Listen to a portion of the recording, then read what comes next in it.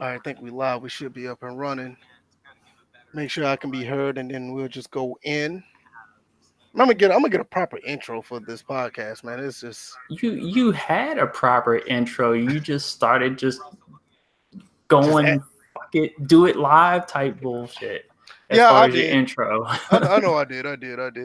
But I'm talking about like a one with like a nice voiceover and everything. I'm gonna work on that. Well, anyway, this is First and Framerates episode 65.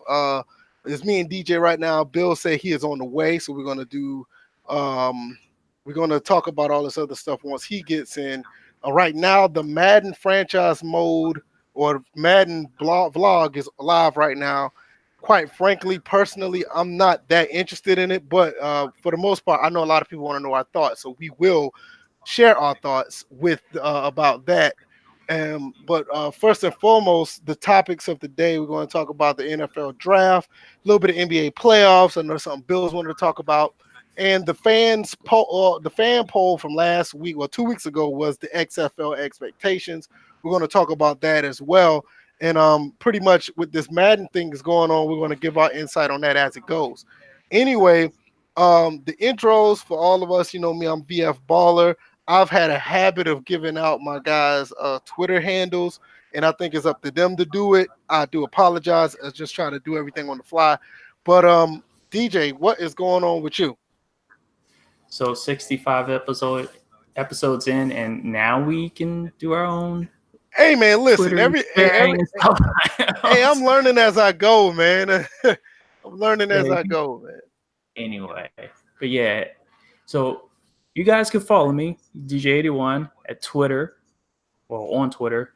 You can follow me on YouTube. It's under my real name, Derek Jordan. I don't care about giving out my real name. I'm not worried about all that. But to tell you the truth, this week has been good. Been playing Days Gone, much to the chagrin to some other people that don't like the game. Have hated. Before you go that You further with it, know, I don't think it's a bad game. I just think it's not worth the $60. I think if I play it, I will I have fun with it. I just don't think it's worth the full see, price. and that's the thing. I agree with you.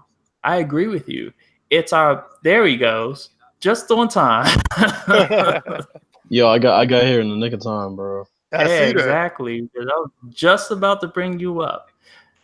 So, like, our late arriving partner here hasn't played the game. Want to give advice Oh based boy. on just visual only. We've had these debates in the Madden community, and what were we saying?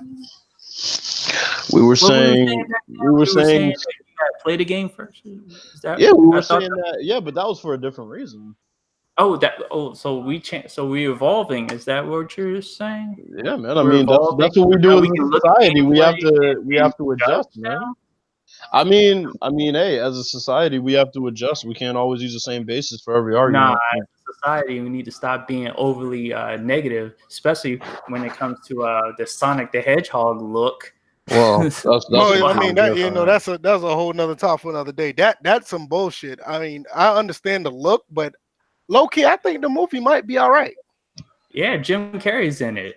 He's gonna carry that thing. He's gonna have back issues by the time that movie's over. So, Bills, what's going on with you, man? Just prepping to sing on TV for the first time tomorrow night, so I'm Oh excited about shit, that. local. Wait a minute, you're on TV. You're gonna be on TV? Yeah, but only a local channel, so Oh not shit. anything too crazy. But I mean, hey, look, I mean, it's a start. It's for my singing competition, so I'm basically one of the artists that they want to showcase tomorrow. So they have put me on a show, and then Monday is the semifinal. So then we have a couple more weeks, and then we'll see. But don't worry, I'll be singing on national TV in no time. So That's not even what's up. worried. That's Yeah, what's up. don't be falling out when you do it too. Oh God. Fun factor that nobody may not know. I know this is completely random. I recently bought the PlayStation Classic because it was like $15. So I was like, Okay. why not? I'll buy it.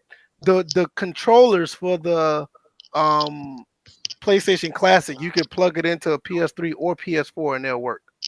That's cool. Because I'm using it right now. Well, anyway, let's talk about these topics or whatever. Chris Thomas, Give, what's going on? give me Ta-da! 2 seconds. I'll be 50. right back. No, go ahead. That's good. Gotcha. What's going on, Chris Thomas? Hey, What's going on? Ta-da! 52. Thank you for coming through. We are the What's up, best, chat? smallest podcast in the world. I promise you that. But with Yeah. that being said, what do you want to talk about first, DJ? You want to talk about what you see in Madden, or you want to go back and forth with that topic as we go along with the other topics, or what you want to start off with? We can start off with let's start off with the viewers topic. Okay, XFL It expectations. seems like we wait until the last moment to view those, and we kind of like. I feel like we kind of shortchanged because we seem like we rush through that towards the end because we're trying to get off. But let's go first. The XFL. Okay, all right. You want to give your thoughts, or you want me to go with mine? Now what exactly was the question that they selected? Like, No, was it the basically the just about topic the basically game? the topic was the expectations of the XFL. What do we expect when when it arrives and it's up and running? Nothing.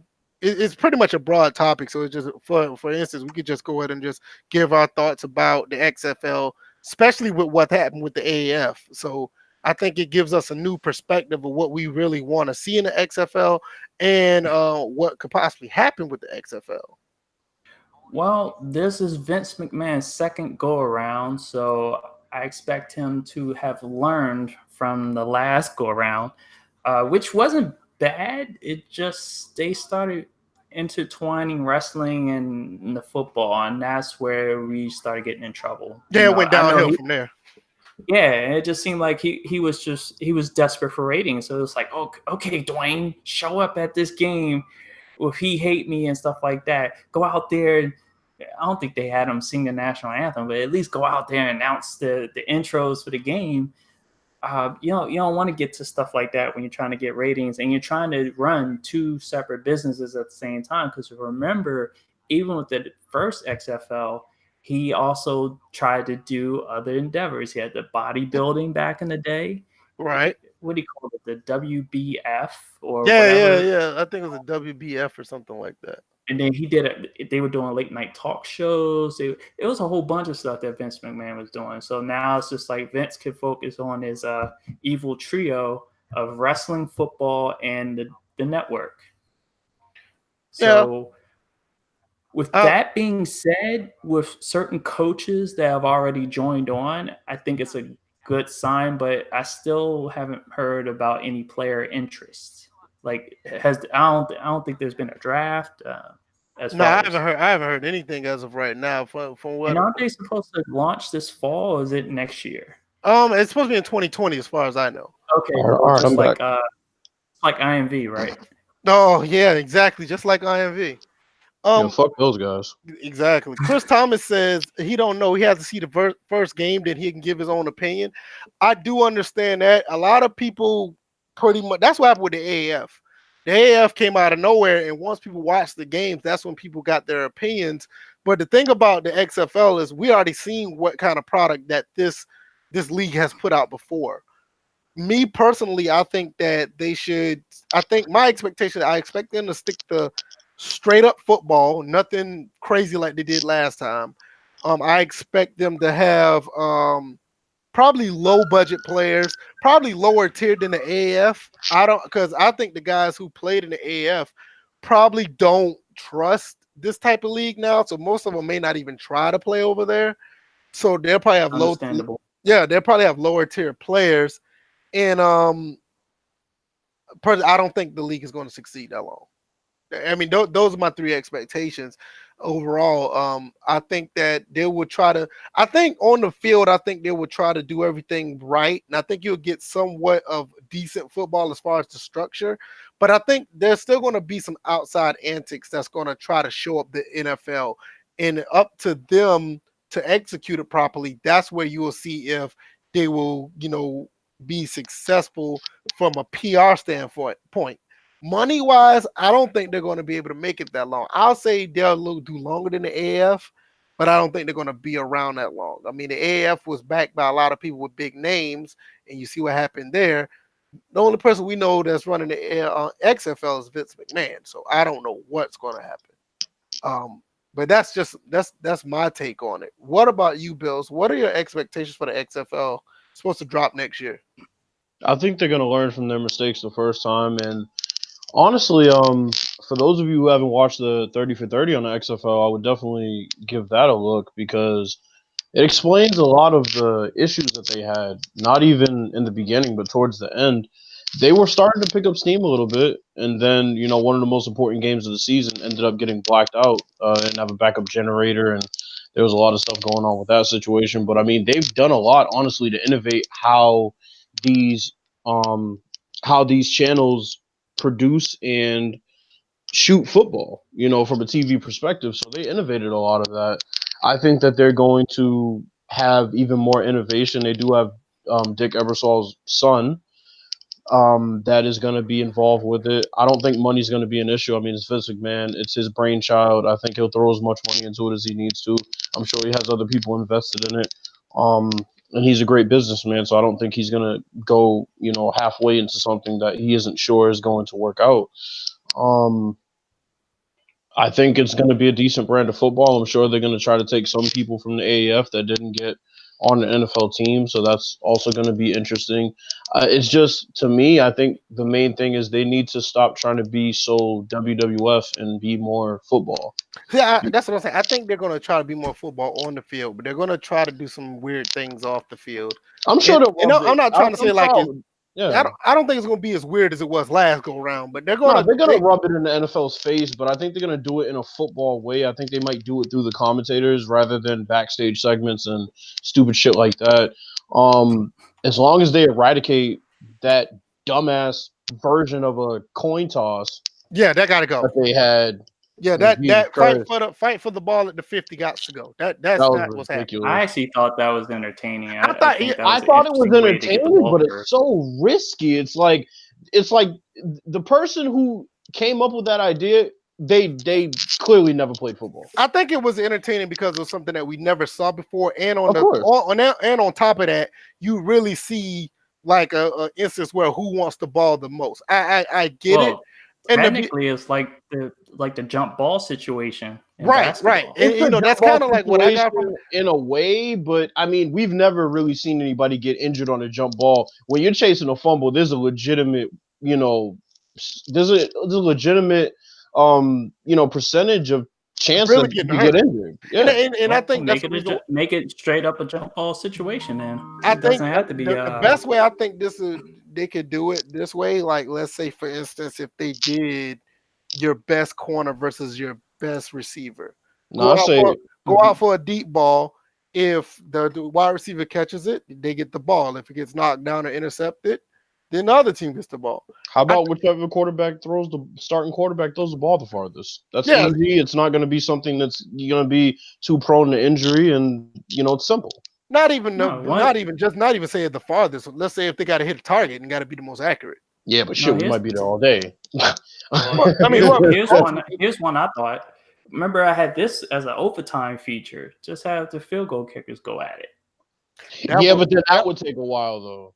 No, I mean, no, it wouldn't. It would be from the 50. It would be a 50-yarder right out the gate. No, my thing is like, they just got back. It'd be a 50-yarder, and if you nail the 50-yarder, the other person's got to nail it, and if they can't nail it, but that's what I'm saying. Ravens Nation say, how about the fastest player on both teams do a 1v1 40-yard? Another way they could get hurt, though. No, that wouldn't be bad, but you got to think about it. 9 times out of 10 on every team we know, every way would be a way to get hurt and stuff like that. So I mean, but some are less likely than others. I just think the 50. I'm sorry. I think the 40-yard dash is almost like a gimme because, like, let's say if somebody had a Tyreek Hill on their team, that team's going to win the ball every time.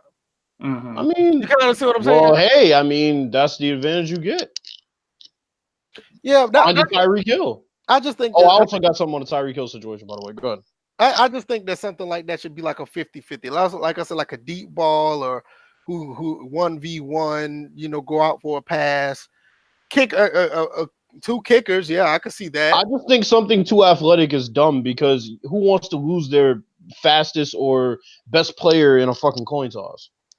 Yeah, I can understand that. But you wouldn't put – okay, but coaching wise, you wouldn't put your best player out Well, we there. just said DB and receiver. Your best jump player ball. may not be your fastest player anyway. Yeah, but I'm saying Or you said your DB and kicker, wide receiver jump ball situation. I can see the side. You I can see got both D sides. linemen running as fast as wide receivers right now. So I mean, I it's can not see- I about can see fast. I'm both. saying your best. I don't know, man. I can see both sides, but then again, we still have kickoffs where everybody can get hurt.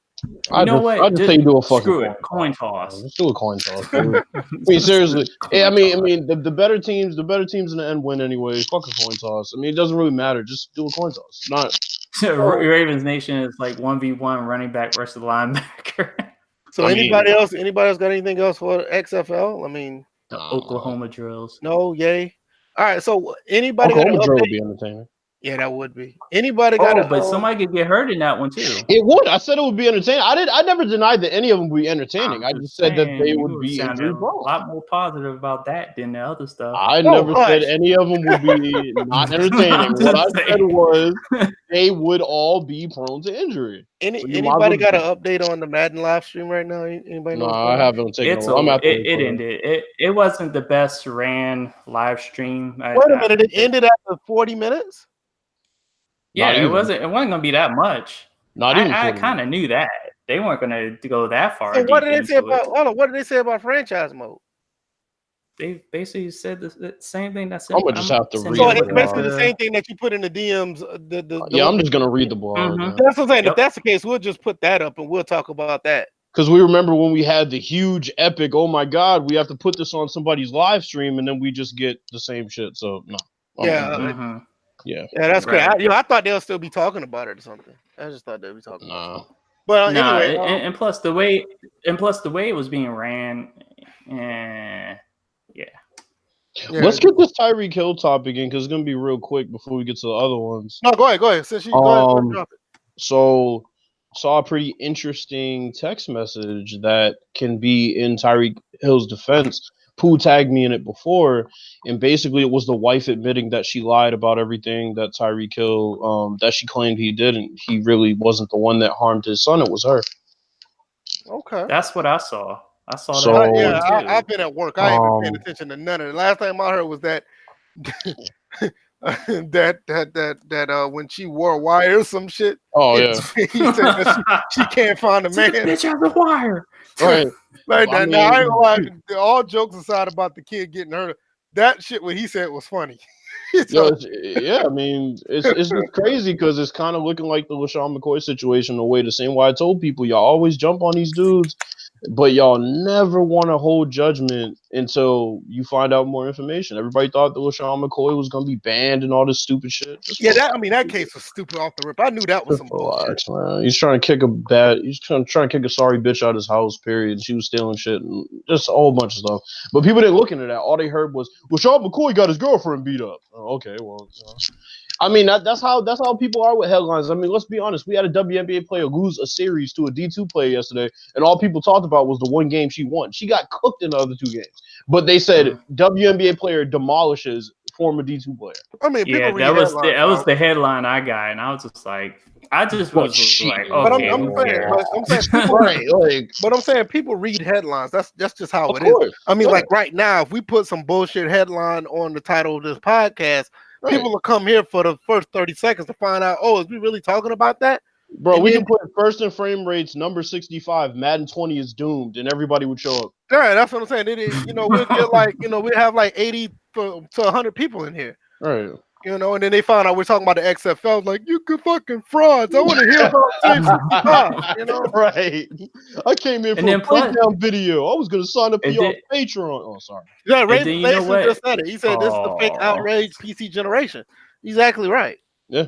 Yep. What you saying? And then plus on top of that, I grew up with a lot of basketball players, women that were beating the men in the game. So they have just to see that, I'm just like, and I ain't gonna lie, to make that a headline. Nah, but it was just funny because I was looking in the comments, I'm seeing all the people. He's fat and look, he's out of shape. There's no way he played D2, and I'm like, he won the series. There's a video of it up. Pooh is stupid, man. Just read the comment. Pooh just put it. No, the fuck you didn't. Nobody did. Such and such. I'm not even gonna respond to that. Hey, Go to the tumbleweed festival that is his Patreon right now. Oh yeah, tell me Ooh. about it.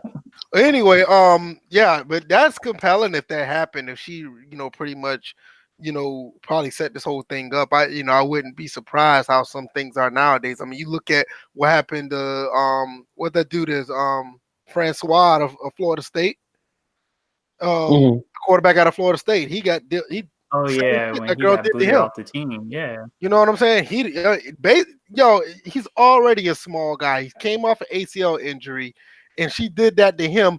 Now she probably ruined his career. To be honest, I mean, just think about it. The odds was already up against him after the injury, and he's small, trying to play quarterback. Now you got to deal with this. Nobody may not even want to touch him, even though the fact that she said that she lied. Yeah. You're talking about that. The girl and the school did him dirty. I'm like, he did all that, took all that beating, took all them beatings. Oh, Right. Tore his ACL. What, he tore his ACL twice, and You're just to get crazy. kicked off the team because basically she just fibbed. Speaking of college, yo, we should have a fucking segment called "In the News" because there's a bunch of shit going on. DeAndre Ayton, you heard about that situation? We gonna get onto that because I was looking at some of that stuff on the way home today. That's gonna be for another episode because there's a lot of stuff going on. You're right. That's fine. There's a lot of stuff going on, and with spring ball just past, the draft is over. College football is rolling around, so I totally agree. We need to jump on that like before anybody else, because nobody cares until they start crying about, oh, there's no NCAA football game. Let's care about college all of a sudden. No.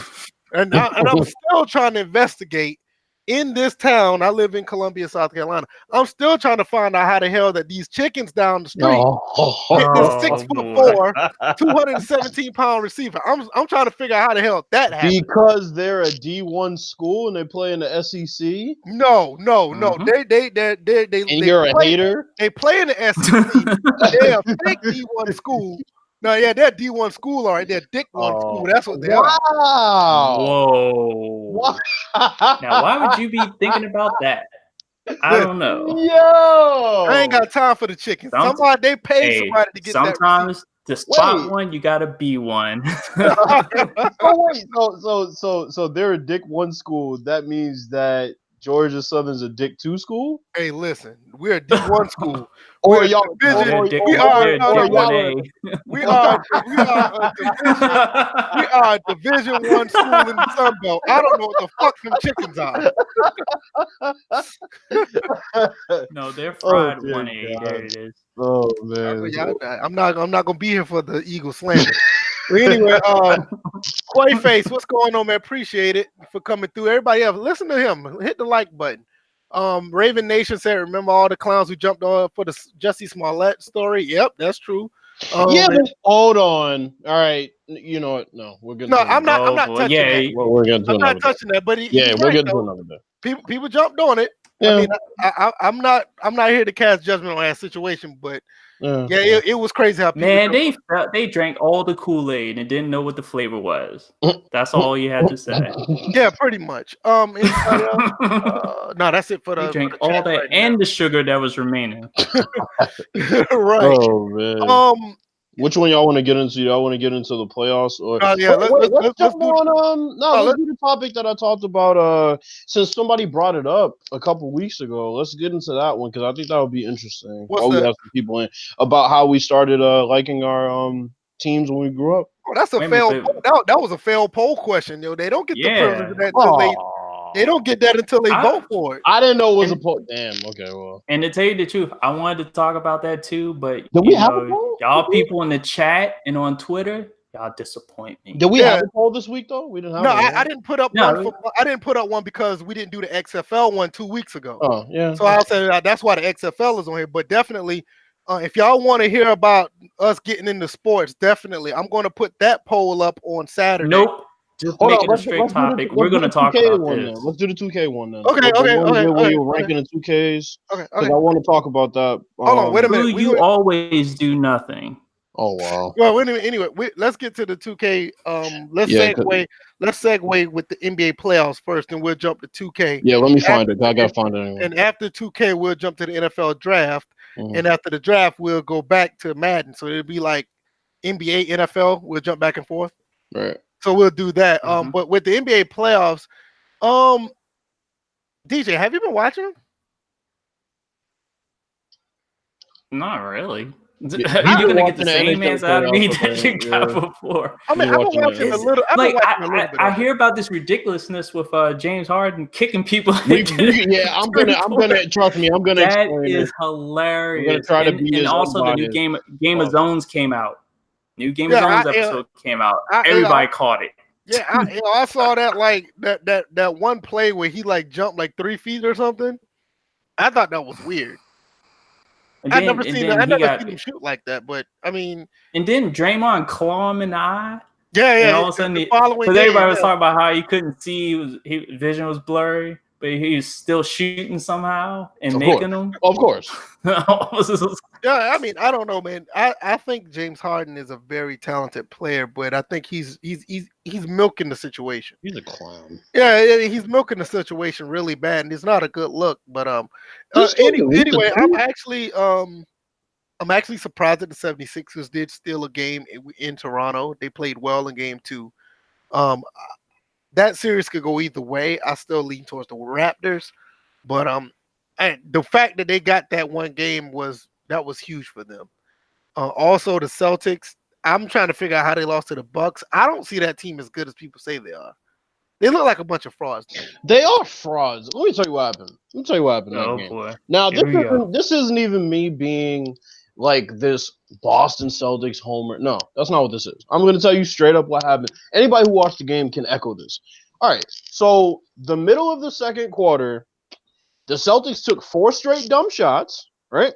They took 4 straight dumb shots, all bad threes. I can accept that. Then, Giannis comes down and trips over his feet. 1 possession. He travels the next 3 possessions, and then Chris Middleton wakes up and starts hitting threes, and all of a sudden they're down 20-something. And then the game was over. It's like if a dude is allowed to travel once you get over half court, I mean, he doesn't have to take a dribble.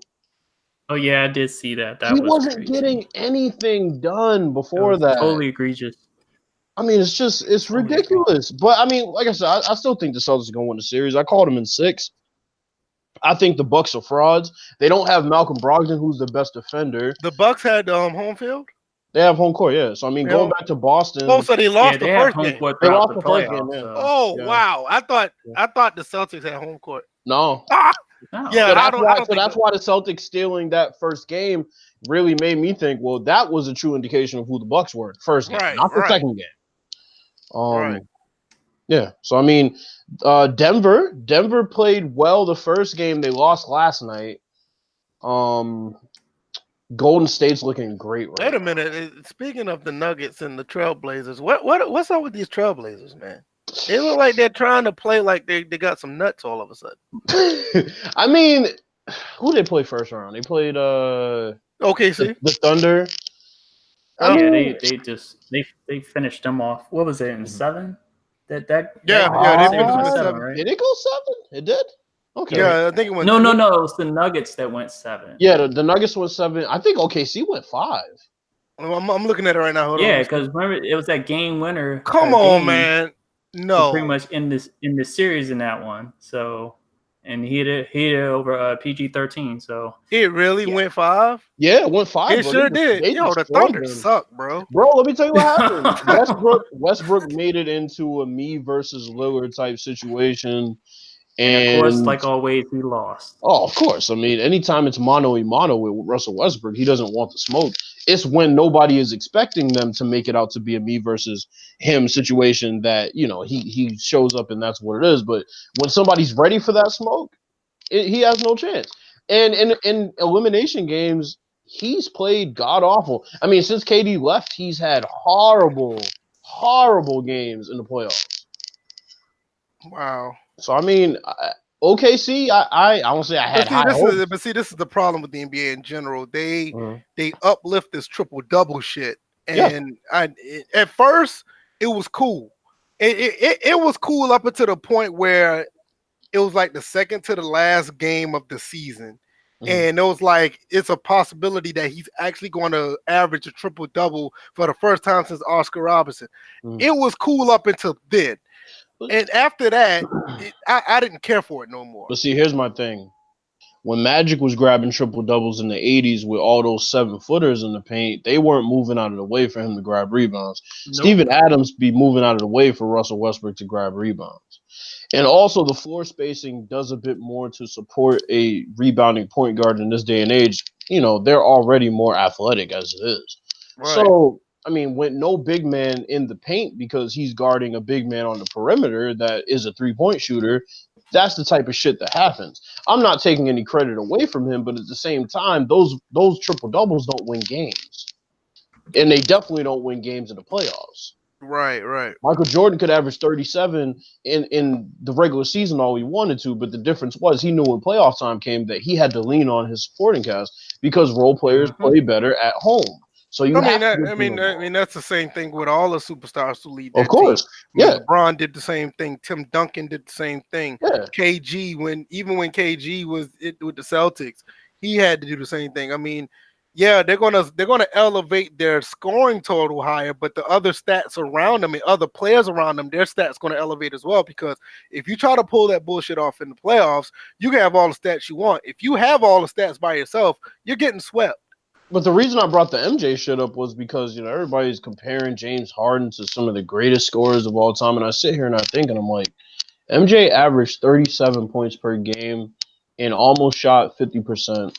He also averaged 6 boards. He also averaged 6 assists. He also was Defensive Player of the Year. Okay, I got another question with that. How many times he went to the free throw line that season? What it was, 88? He went. Because I know he didn't go as much as James Harden because James Harden was like begging to go to Harden went 14 per game. I believe Jordan went maybe 12. But I think the true indicator is he wasn't shooting 3-pointers like that. But not only it was a rougher time back then. They had to call the fouls back then.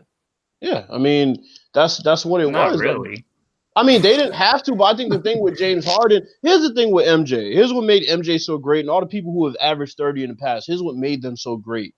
They didn't exploit the rules. They didn't find loopholes in the rules. They didn't play like pansies. They weren't one-trick ponies. They did everything great. They had a multitude of ways they could score. James Harden literally gets escorted to the free throw line 14 times per game, and he can shoot 4 for 26, and he'll still get 30 points somehow. See, that's what I'm saying. That's what I was talking about. It's like, it's ridiculous. What is the discrepancy between what MJ did in '88 or what KD does the last few years when he was a scoring champ compared to, you know, James Harden? Is he out there actually scoring, or is it like 26 of his points are coming from the free throw line? Now, just imagine how disgusting it would be to watch James Harden if he played back in the 80s where isolation was much more of a thing. But not only that, I mean, you think he would get away with the flopping that he does? I definitely don't think he would get away from that. And I would actually enjoy watching him in the 80s because he would not be able to do all this dancing and flopping and bullshit that he does because somebody like Xavier McDaniel will put him flat on his ass. That's what I'm about to say. It ain't even got to be Xavier. It could be one of them little scrappy ass guards that play for Milwaukee or something like that. Punch him in his shit for acting stupid on the court. Right. So MJ shot 48% that year from the field, 37 points per game, and he averaged 12 free throws per game. I believe Harden averages 14. Okay. Mind you, back in the day when fouls, you know, real fouls were called. See, that's what I'm saying. They had to call them back then. Yeah, but even a few years ago, the league leader in free throws was around 9. People didn't even break that 10 plateau. You know what I'm saying? That's crazy. And they drive to the rack way more than him because James Harden averages like 5 threes per game, which when you think about it is kind of a lot. He's not Stephen Curry. All right. And you also got to remember the way the games were played. It was a slow grind then just to get 2. This is like a free shooting just for threes. It was 3 out, 2 in. Mm-hmm. You're playing inside out through your center, whether he was garbage or not. That's just how it was. Man, I used to love that type of basketball back then. I'm not going to lie. Sometimes I want to see it, and other times I remember how bad some of those Eastern Conference games was. And I'm like, all right, I can. Well, I mean, that is true. I mean, you don't want to see. You really didn't want to see Inside Out with Brad Daugherty or something like that. You know what I mean? Look, all right, now you're not gonna go and piss on Brad Daugherty like. No, I'm not. No, I think he's a good player. But let's be honest. 20 times a game to Rick Smits. Yeah, I mean, Okay, yeah, now that- exactly. yeah. I mean, these were good centers back then. They weren't, but you didn't want your offense running through them. I mean, No. I think Like like one of George the last Harrison ones. in the paint. It was like one of the last ones that was like super trash, and they tried to do it was with what was Duckworth. They tried to do that shit with Duckworth with the Portland Portland, Trailblazers. yeah. God rest his soul. NA asked, did you think the NBA asked Steven Adams to do that? A lot of bullshit about pro sports have been exposed in recent years. I don't think the NBA does. I think it is something that is expected of him. It doesn't necessarily have to be said. I think it's something that's sort of expected of him, and because he's such a good teammate and he's selfless, he does it. I don't think the NBA asks him to do it. I think the NBA asks people to do other things, like not attempt any shots in the second half. James Harden. But I don't think they asked Steven Adams to move out of the way. No, I don't think that. What are your thoughts about the playoffs overall, DJ? I know I asked you earlier. You said you really watch it. Just to give our final thoughts, how far you think which team is going to go where? Let me see. Let me look at this again. So right now we got Milwaukee and Boston. Okay, I'm just letting you know what the series. Bill, I can read. I mean, I didn't know. Wait a minute. What you trying to say? You trying to catch me up on the situation? I'm looking. I've been looking know dead at the whole entire time. I just need time. Nah, I haven't been watching it like everyone else. He trying to throw shade at me, thinking I can't read. You know I want to hear that shit, DJ. Give us your thoughts. Are you reading anything now? Give us your thoughts, man. Exactly. Oh my god! So you're fine without that piece of paper in front of you. Once it's in front of you, you lock up. It wouldn't be funny if you actually couldn't read, but because we know you can read, that's kind he of always trying funny. to get me with that shit. Yeah, man. that's why it's so funny. It's all try reading something. See what happens. Oh, actually, that's coming up later. Read that article. That's like telling somebody else in the community try to run without your knees giving out. What's your thoughts, DJ, about these playoffs? All right. I see the Trailblazers winning that series. Word? I know it's early because you got two explosive scorers, and Millsap got lucky and stayed on his feet in the last game. So I believe. And VF, my girl just said you can't read either. Oh, come on. So I got the Trailblazers coming out of that one. Obviously, the Warriors are going to beat the Rockets because how long can James Harden fraud like that? Well, real quick, let me ask you then: is it going to be a sweep? They're already up to No. You think Rockets will get one? One in Houston. They're going to at least take one in Houston. Maybe game 3, maybe. Game 4. Game 4? Yeah, I don't know, man. It's hard to win game 4 when you're down 3-0, man. They gotta get that. I agree with you, Bill. They gotta get game 3. If they don't get game 3, they're gonna get swept. No. Reverse psychology. The pressure is on the team up 3-0. We've had a lot. I'm not saying the Rockets are gonna miraculously come back and win it. I just said they're just gonna take one and then they get beat in Golden State. It just plays out better that way for TV funds, stuff like that. So. Yeah, that's the way the NBA wants it. They want the Warriors to win at home. So they want a lot of bullshit. What about the West? So, that is the West. My bad. What about the rest of the East? This has gone off. Went from not being able to read to not be able to tell. No, because I'm used to talking about the playoffs, East to West. We can't put an article in front of you nor a map. Oh my man! What about the East, man? Right. So let's see. Philly and Toronto ain't gonna be a sweep no more. I was thinking it was headed towards that. Nah, I think the Celtics gonna beat the Bucks. Of course. I see that. I agree. Bucks are fraudulent, and I'm going with Philly. Ooh, over Toronto. They stole one on the road, man. Yeah, that's what I'm saying. They made it a series with that because if they would have lost that second game, it would have been done. Yeah. Look, Philly has the manpower. They have the depth. Mm-hmm. The Raptors are just waiting for basically fans, opposing fans, NBA analytics, everybody is just waiting for the playoff Lowry to show up. I think the Raptors actually got the depth. I just don't think they have the talent. I don't think Philly has a very good bench, but the reason I think Toronto is going to pull this series out is because of Siakam. I Okay. don't think they even really need Kyle Lowry this series. It's kind of scary. Like Siakam and Kawhi Leonard shot almost, I think, a combined 70% from the field in game one. I mean, it was like crazy. They were getting a shot they wanted to. Philly. I mean, I don't know what, especially if Embiid's not 100%. Yeah. Yeah, that is a big question because that knee has been giving him issues, and it's been like, okay, am I gonna play? Am I not gonna play? If I do Mm-hmm. play, how much can I do? Yeah. Am I gonna take stupid shots and just blame it on the knee? Yeah. Because Yeah. that's what was that? That was game 2. He did that all Yeah. Yeah. in It the was. first. I think it was in the first round he did that in. Mm-hmm. Where he was just like, Yeah. I don't know if I'm going to play, and then all of a sudden he's playing, and then he's taking like 3 consecutive 3-pointers, or the team was just down. I was like, go ahead and shoot. Your knee will give out. I mean, his body is doing that to him. He's only Oh, they actually 25, played. yo. They actually played tonight. Well, he came into the league with Yeah, leg he came into issues. the. Yeah, I know he So came into the league like that, but I'm just saying, it's like, Jesus, that's rough, man. I think they just did him if this kid continues to play out, it just seems like they did him a disservice by not taking care of the issue. Because I know I'm like, you have, because his main issue when he came in was his foot, correct? Mm-hmm. Yeah. Foot So and back. Yeah, the foot and back end. ultimately, Yeah, that's right. yeah, that ultimately adds up, and now he has issues with his knee. So anyone familiar with biomechanics and stuff like that, they seen that one coming.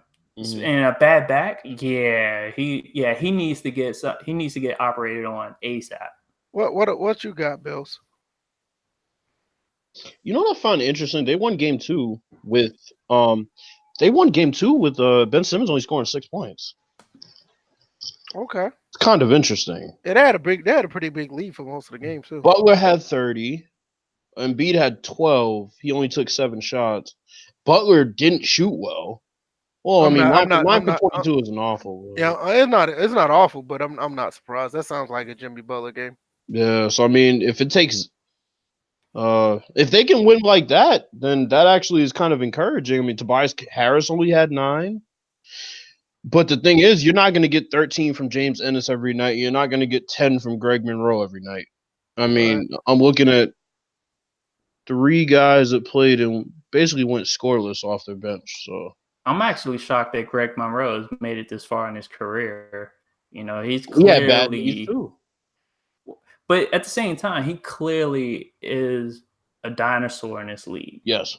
Yeah. He clearly is, because there was one game where he got the ball in the post. And he was able to physically manhandle whoever he had, but it was just like, Greg, because Greg Monroe was he was a rookie in 2K11. Yeah, he came out of Georgetown, so he was really decent. I think Monroe was a rookie in 2K11. I think he's a throwback, though. He's one of those old time players that can't really stretch the floor. He's just pretty much strictly a post player and a post defender. So it's kind of interesting that he has found his niche in the league, because kind of think that Jaleel Okafor was ain't nobody want to talk about your trash. Nah, Jaleel Okafor. Don't get mad because he produced with us. Yeah, he bought up the game I went to. Nobody cares. But Jaleel Okafor is similar to Greg Monroe in that he's kind of like he's a throwback center. He's not going to stretch the floor. Well, I guess there was the hit I was looking for. Jaleel Okafor's case, he doesn't play defense either. But as of right now, I still think that I think every series is pretty much wide open outside of the Celtics. Mm-hmm. I think the Celtics are just going to end up taking. I just don't believe in the Bucks unless the Bucks. I could see him winning in 5. Yeah, that's what I'm saying. I just don't. Everything else is, to me, this second round has become way more entertaining, and I like what I see right now. So I'm not necessarily writing anybody else off right now. If I need to write someone else off, it'd probably be the Nuggets, because I kind of see what DJ is saying. Those guys in Portland are actually trying to. I think they're playing like they got something to prove. because Portland's everybody hard to was talking beat in about. Portland, man. I swear. Yeah, Portland's just got 2 explosive scorers, so that's what Right. I Not only value that, over they're just anything. really hard to beat in Portland. It's like Portland's the type of team, if they could steal a game like on the road every round, they would be a tough out because they're so hard to beat in Portland. Even during the regular season, they have a great crowd. Their bench plays so well at home. It's crazy. It's like it's on the road where they don't really get that support from their bench, but last game they got it last night, so I mean, I don't expect Alpha Rukaminu to fucking play like that every night, but All yeah. right. What's up with this 2K list you were talking about? Bill? Oh yeah, let me find this bullshit. Cause when I saw this, I was like, there ain't no way in hell. All right, so basically, for those of y'all who don't know, Oh, Shakedown 2012 put out a two. Let me send it to the DM real quick again. Yo, I don't know if y'all have he's it. like the most popular quiet guy that's in on my list of people I watch. It's like he's like very popular. I remember when Shakedown had like 2,000 subs. Yeah, it's Right. like I remember that. I remember when he was a part of the original Sim Standard making Madden breakdown videos. Oh yeah, I do. Remember I'm pretty sure DJ, you remember that, right? Yep. It's like he started out with the Sim Standard and like he went on that. I think it was what 2K10 or 2K11. He Mhm. jumped on the 2K bandwagon and he just became popular immediately. I mean, he had some great tutorials. He did. I mean, if anybody would, I don't even know. He may not even have those videos on his channel anymore. DJ, those He old probably Madden does. breakdowns. It's probably deep in the I vault mean, somewhere. he did breakdowns like how we used to do them. It was like that type of situation. All right, You so mean the ones that Ryan Moody still does? oh my god. What's All up right, with the 2K list? so VF, you're gonna laugh at this because I got a pretty good chuckle out of this, but let's just go through the list. So he has the categories greatest of all time as the top, elite below that, great below that, mid below that, and trash as the bottom. So Where's it, this list? This is one of those tier I lists, sent right? it, I sent it, yeah, I sent it to your DMs. Okay. So for the folks who can't see I'm gonna it, see if I can pull up and screen share. oh yeah, yeah, you can pull Yeah, it up. And you may have to that increase thing the is so size of it. small. I can If you can zoom, yeah, if you can barely zoom see all into it, that. I'm gonna save the image. because I'm like zooming in on my phone right now. Or I could edit it and send it back to the DM. No, go Hold on, ahead. let me edit it, Hold on. and No, I I can think I zoom got it it. Hold on. in. Go ahead. Keep talking. I think I'll get it. Okay, so as far as the list in the greatest of all time category, he had NBA 2K17, he had NBA 2K13, and he had NBA 2K11. This is ridiculous. Oh, Okay. so it was Shakedown that did this. Yeah, so then Elite, he had NBA 2K19 and NBA 2K15. In the great, he had NBA 2K16, NBA 2K10, NBA 2K14, and NBA 2K9 VF. Okay. In the mid, he had NBA 2K12 and NBA 2K18. He had his trash. Okay. All right. I'm So seeing if it can pull up. It won't pull up for me. so Keep here's going. Keep talking. the first thing that I'll say is the fact that NBA 2K19 is not on the greatest of all time section is blasphemous. I think it's utterly ridiculous. I don't think that 17 or 13 were better than NBA 2K19. I think NBA 2K19 is in fact the best offering that they've put out. NBA 2K11, I'm not going to argue it should be on the greatest of all time status. Now, 2K11 and 19, without a doubt. Elite NBA 2K15, I don't know. All How right, I feel chat. about Let me know if y'all can see that. It's that. kind of See if small. you can But zoom in a little bit more. Can you zoom in a little bit more? hold on, let me see. We have a Oh zoom. God, it's blurry. Yeah, it is. No, I don't have a Maybe zoom. go to editing. Oh shit. Let me hold on. I'll resize it and send it. Hold on. I'm gonna resize it and then send it again. Yeah, I don't have any zoom. I'm surprised Windows 10 don't have a zoom function. No, that's cool. I'll resize it and send it again. Oh no. Control and scroll your mouse. All right, there we go. Hold Good control look. Good and look. scroll. Good look. Good look. There There we you go. go. We All right, got there it. we go. So that's the list, folks. I don't think 2K12 should be mid, honestly. Well, I don't know. I could say 2K12 could be mid because of the fact that the animations were so bad you had warping in the game. But the flip side of that, they had like the best presentation of the old school games. Don't I you mean, think old school 2K12 was teams. better than 2K10 though? Even No, with the issue, no. really? Really, I think 10 and 12 should flip. Okay, let's do it in this order. Do we agree that 2K9 should be trash? Yes, that should be trash. Yeah. DJ? 2K9 and 2K18 should flip. Okay, so 2K14 should be elite. Now 12 okay. and 13 Let's go to need mid. to be Yeah. mid. Okay, so 12 and 13 are mid. Yes. Okay.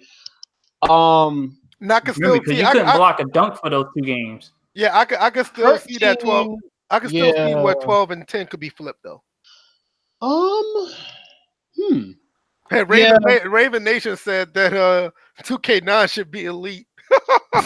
Yeah, no. 2K9, they need to have another section under trash. That's where 2K9 belongs. So 2K9 is trash. Banished? Yeah, yes. Like we need to forget that was ever a thing. So mid is 2K12 and 2K13. I definitely agree. Great. I think 2K16 could be there. I definitely think 2K10 could be there. 2K14, you said elite VF? Yeah, I think you could flip 14 and you could put 14 in elite. How you feel about that, Nope. DJ? No? I'll keep it at great. I agree with DJ. I still think 14 still probably has the best graphical fidelity than any basketball game that's out from the 2K series. Yeah, but other than that, it was a bare bones game. Keep it. Yes, Well, it was very bare bones. Yeah. That is true. That is true. So based on graphics and gameplay alone, it can stay at great. And because it was pretty much the best launch title as far as sports were concerned for the PS4. And, you can make a case of probably like the best launch title in general. Period. Yeah. I mean, if Battlefield 4 wasn't buggy, it'd be the best one. So elite, I'm definitely putting 2K18. Okay. Yes, I can see And that. 2K17, I would put at elite rather than greatest of all time, honestly.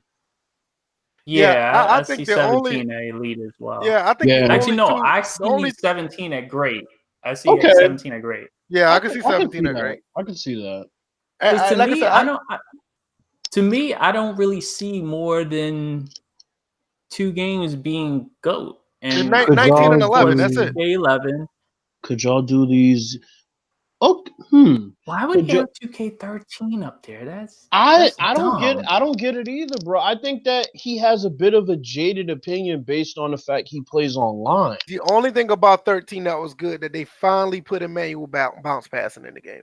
Yeah. Oh, they took it out from college hoops and they finally put it back in 13.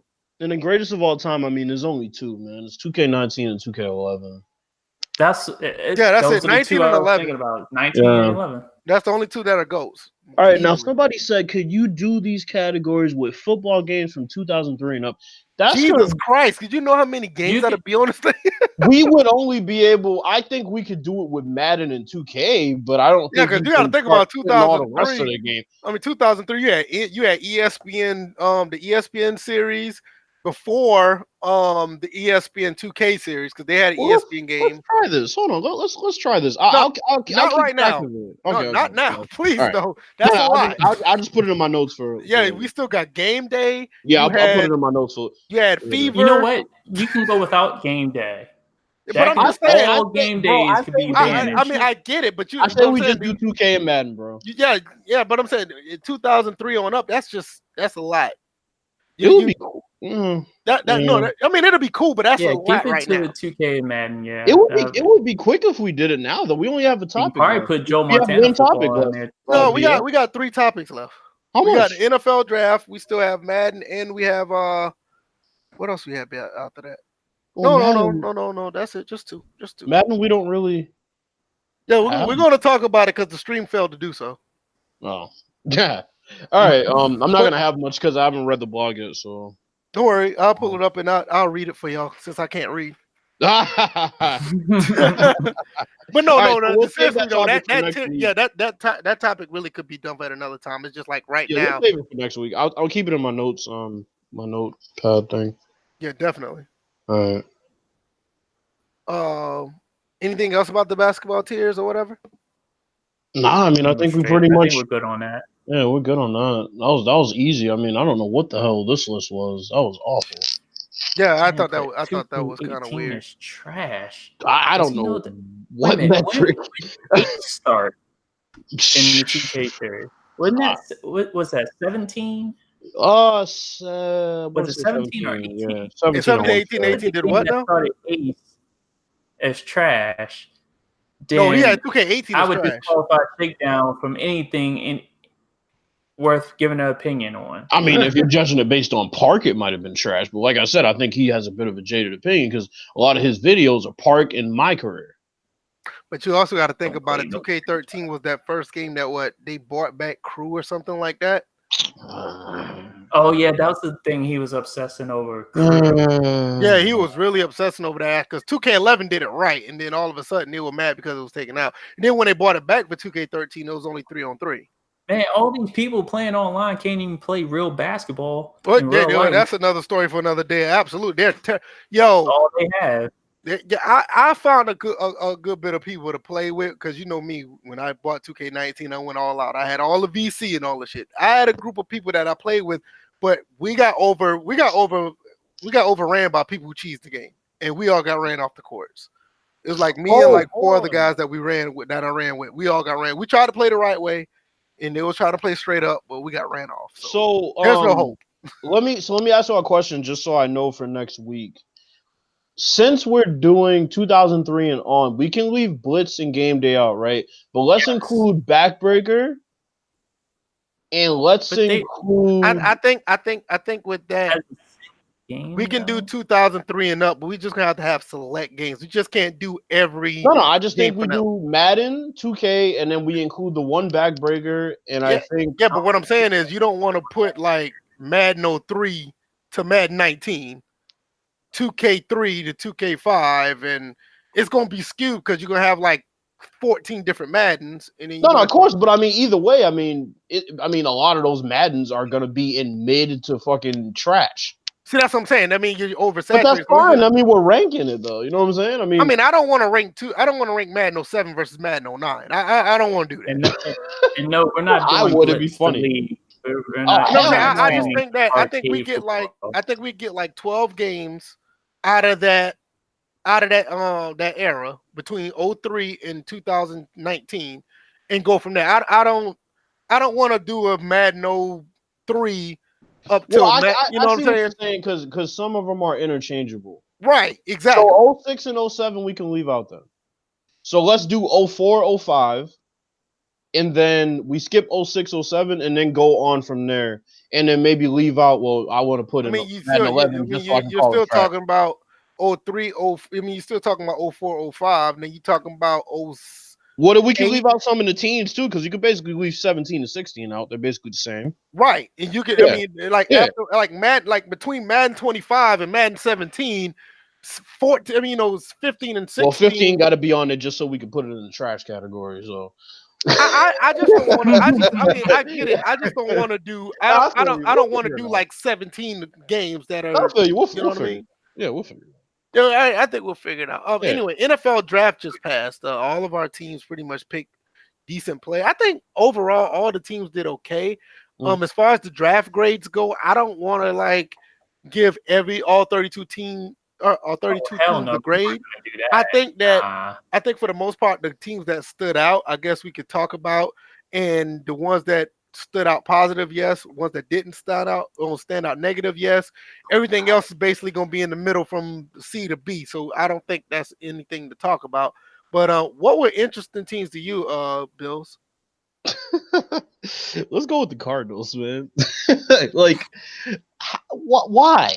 Like, seriously, why? Like, I'm really trying to figure out who thought it was a good idea to draft a midget quarterback who wanted to play football initially and then said, well, fuck it, I want to play baseball because I don't think my draft stock is that good.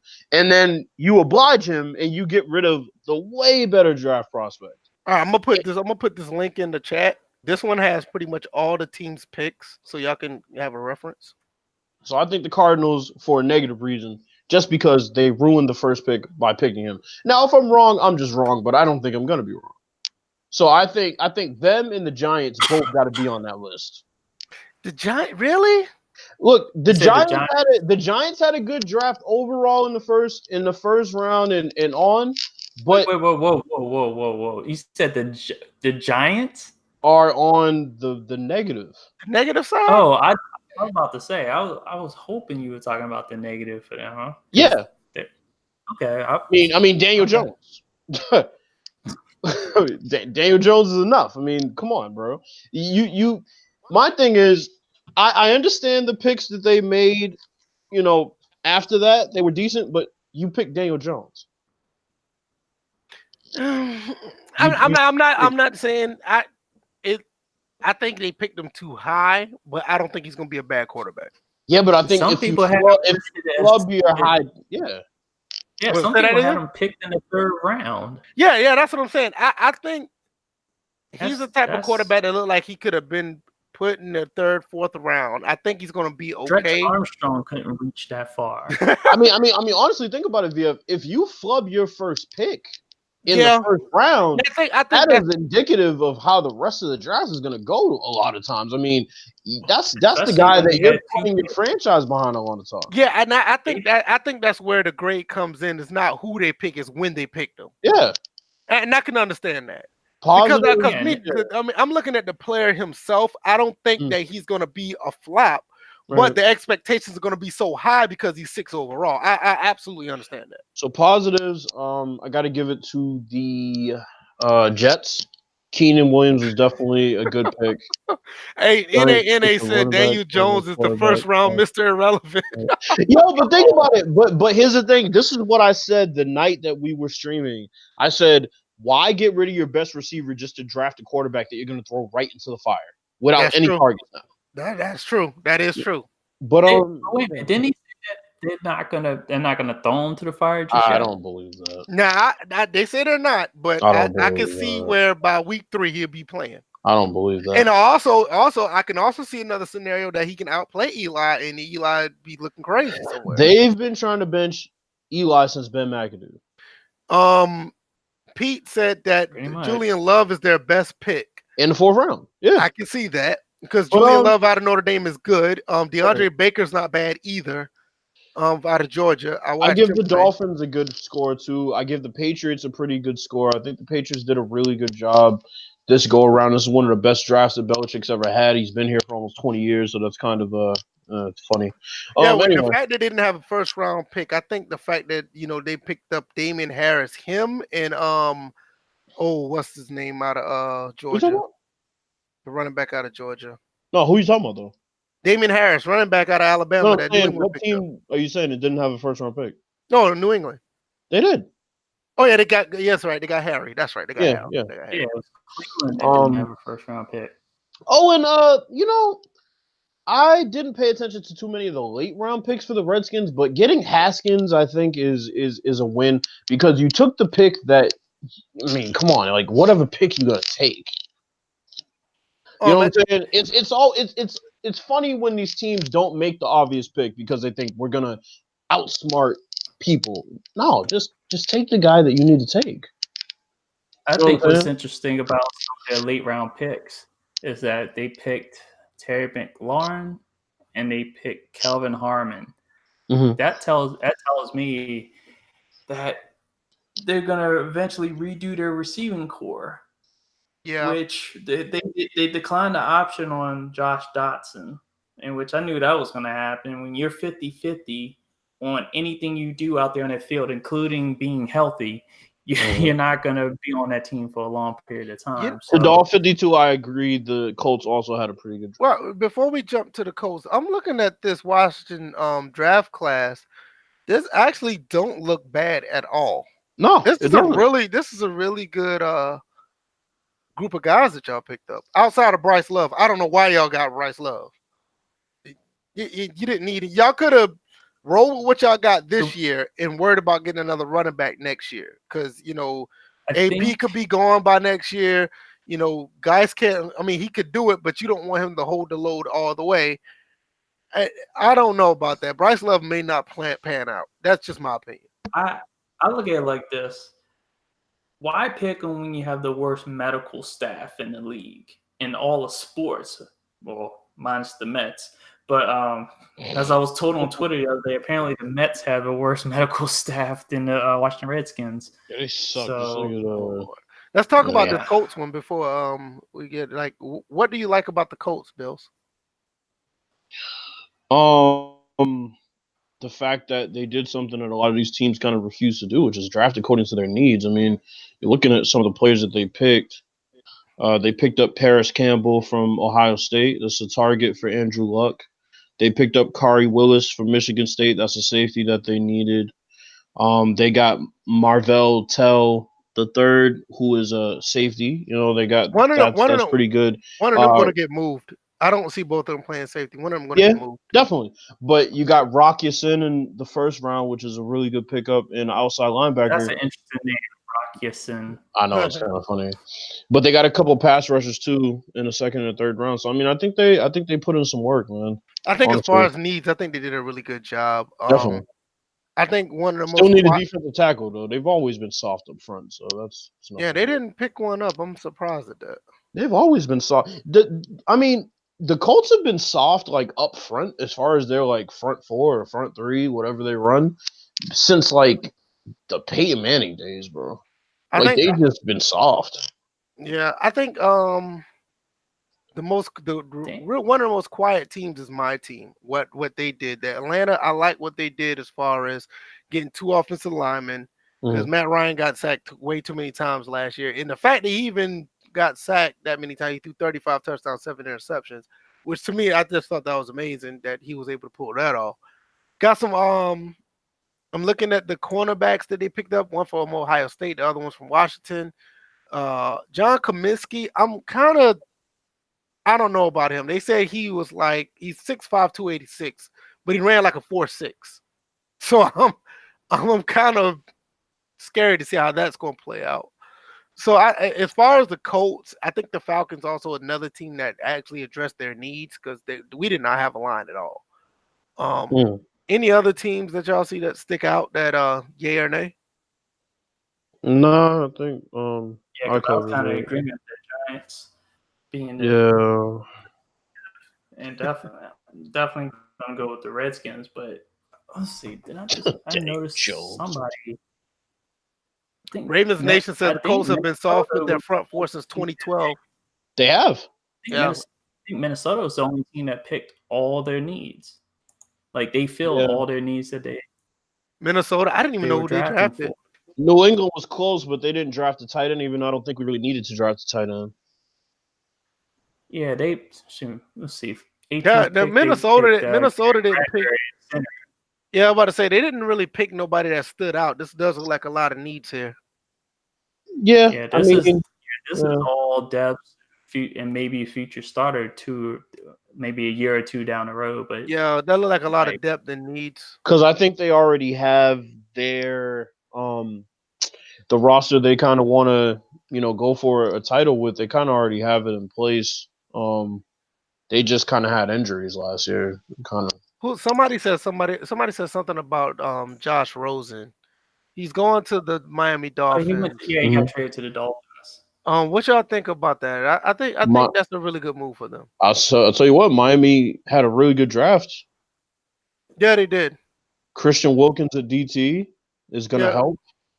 Yeah. Michael Dieter from Wisconsin is a guard that's going to help. They drafted an offensive tackle, Isaiah Prince out of Ohio State. So I mean, they're definitely gonna be better based on having a quarterback that can throw the fucking ball. I mean, they got a pretty good running game as well, so that's going to help Josh. Yeah, Kenyon Drake is pretty good. Yeah, they have to make those picks count. Frank Gore's coming back, right?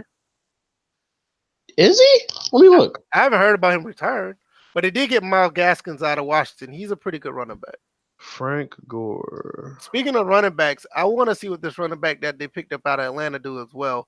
This guy Quadri Allison from Pittsburgh. He's 6'1", 228. He looks really good. I'm actually because I'm not sold on Devontae Freeman anymore. I like him, but I'm just not sold on him.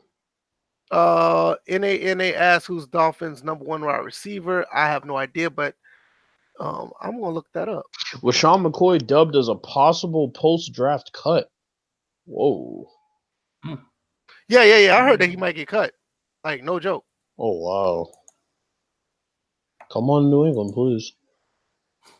Imagine Jets having him as a backup, man. They're going to start getting ugly. Okay, Miami Dolphins have Wilson, Devontae Parker, Kenny Steals. yeah, they got Kenny Stills is pretty good. Devontae Parker still. Parker's just Bryce fucking Butler. inconsistent. Yeah, they got Bryce Butler, Kenny Stills. That was pretty good tight end. That's not bad. That's not bad at all. Pretty good defense. They're going to be a problem. Rosen can throw the ball. Okay, based on this roster right here, Frank Gore's not on the roster with Miami. Nah, he signed with Buffalo. Okay, that's what it was. He signed with Buffalo. That's why they said, I guess Shady might be a possible cut because they said the running back room is getting a bit crowded, as they said. So that's going to be interesting because if he goes to a contender, like I said, I mean, if he walks somewhere to like fucking Green Bay or the Jets, where they already have Le'Veon Bell, I mean, that could get interesting. All right. Miles Sanders. Pooh said he wants to see what Miles Sanders could do. I'm not saying I'm not sold on him. I just have to wait and see. I mean, he was okay at Penn State. DK Metcalf landed in the perfect spot. I disagree. Miles Sanders was okay, but he wasn't that type of guy to say get him. I don't think Metcalf lands in the perfect spot anymore because they're looking at Doug Baldwin possibly not playing football ever again. So DK Metcalf is going to get a lot more attention, and I think he wants in his rookie year. If DK Metcalf is the type that's suitable for their offense, I mean, I don't see it. I don't think he is either. They're kind of a quick hit offense. I think he's a really good talent, but I don't think that he's a good fit for their offense. They've never had big receivers. Yeah, that's what I'm saying. They've never needed them either. They don't fit. And the one time they had one was that Richardson kid that came out of playing. Matthews. No, they had that Richardson kid that came out of playing. No, he was working at Foot Locker and played in the Super Bowl. Yeah, Matthews. Is it Matthews? No. Yeah, it was Matthews. Oh, I thought his name was Richardson. Cool. They don't play vertical. Oh, all right. The Richardson kid. He's in Washington now. Okay. Yeah. Okay. Paul. Okay. Anything else with the draft? I mean, I don't have anything else. No. I really want to see what Atlanta does. I'm not excited. It's just that finally they actually addressed what they really need, because even though I love the Calvin Ridley pick from first round last year, let's be quite honest, we really didn't need Calvin Ridley. I mean, I'm glad he's playing with us, but at the time we really didn't need him. It was like thanks for no thanks. Yeah, exactly. So it's like, yeah. Anything else on your end, DJ? What you got? Nope, that's pretty much it as far as the draft's concerned. I'm just glad the whole thing's over. We can stop talking about it. One thing I do want to address: Will Grier went from West Virginia. The quarterback went to the Panthers in the 3rd round. What does that say about Cam Newton? I think his job's safe. You don't pick a quarterback in the 3rd round, though. Yeah, but I think his job's safe. No, I think you pick a quarterback in the 3rd playing. round to back up the starter. That's what I think he's going to play. That's what RG3 said, right? I think he's going to play receiver. You think so? Yep. Cousins was drafted in the 2nd round last I checked. Yeah, I know. Yeah, he was. Is he 6'3", 217? What's his speed? I don't think he can run. I don't think Will Grier can run. I mean, what kind of receiver he's going to be? No, I'm serious. I mean, I don't know. No, I feel you. I'm just drag him across the middle. I don't know. Don't they? Wait, Ron Rivera's still there, right? Yeah. I think as long as Ron Rivera's there, Cam Newton will be the starting quarterback. All right, one more question before we're done. Drew Lock or Jason Stidham? Who you think will have a better career? Because nobody's talking about these two quarterbacks, and they're pretty much in a pretty good position to thrive. Where'd they go? Stidham is with the Patriots. Drew Lock is with the Broncos. Neither one of them have to play right away. I think Lock will have more success instantly because they don't really have that good a stable quarterback situation. I think Brady's going to play for a few more years. I think Lock might end up being thrown into it a bit quicker. Flacco, if he starts to stink up the joint, they're not going to give him a very long leash, I don't think. Drew Lock has a huge possibility. It definitely is. Yeah, Drew Lock has the quicker, he's gonna be probably playing a lot quicker than Yeah, Stidham. yeah. But I think he needs to learn how to hand the ball off. He got a couple of good running backs back there that'll help him. Mm-hmm. So it though I don't care about the Jones versus Haskins thing. I mean that's just too easy. Both of them Mm-hmm. was the top picks. They're both in the first. That's too easy to talk about. Everybody thought that Haskins should have went to the Giants. Like I said, it's too easy. The Lock and Stidham one because both of those guys, in my opinion, could have been first round picks, and they are in really good situations. So I'm kind of um I'm kind of interested in that. And they said Atlanta is cursed. I live in Dunwoody. Oh yeah. I lived in Stone Mountain. I know. Trust me. I'm from the state of Georgia, and I lived in Atlanta for a long time. Yeah, I know we are cursed when it comes to most sports. Y'all just suck. No, it's one thing to suck. It's another thing that just shit just goes left. 28-3 Yeah, I was mean, shit. it just means you suck. No, If no, you no, didn't no, no, suck, then suck, no, shit wouldn't no. go left. Sucking is everything that happened to the Browns prior to Baker Mayfield. That's when you suck. And suck is like the Jets when Mark Sanchez They was. say they were cursed. No, yeah, they say they were cursed, but we know what the real deal was. Their team was just terrible. I mean, 28-3 is like shit going left. That's like cursed. Nah, Yeah. that's because your defense and your offense and your coaching staff sucked at that particular moment in time. That's what that means. Okay. In that particular, but that doesn't mean that the team and the franchise suck. Sucking is like doing what the shit that Arizona's been doing for the past few years. The shit that other sorry ass teams been doing. We just get to the moment and just fall off. Like the most of the teams in Atlanta has been like that for damn near decades. That's why I'm kind of like it was kind of weird that Atlanta United won in their second year. That was kind of weird. Anyway, let's talk about this Madden thing, man. Face of the franchise QB1. Which one y'all want to start off with? It don't matter. I didn't read either of them. I don't care about QB, I don't care about QB1 at all. So I don't. And the funny thing about that is that you can play other positions, you just won't get The full all experience, the other aspects. You won't get the full experience. That's the one thing that I think quietly has not been mentioned. Because Right. it's just like when you look at face of the franchise and it's QB1, and then all of a sudden it's like, oh, it's long shot, just recoded. So Yeah. it's just a more dynamic version of long shot.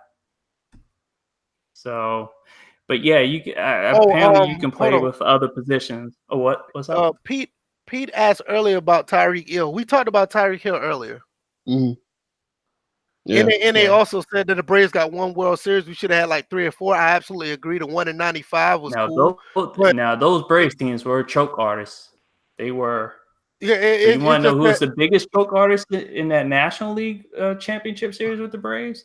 The Pittsburgh Pirates and Barry Bonds. I don't think nothing's worse than '93 with the Blue Jays though. That was the worst.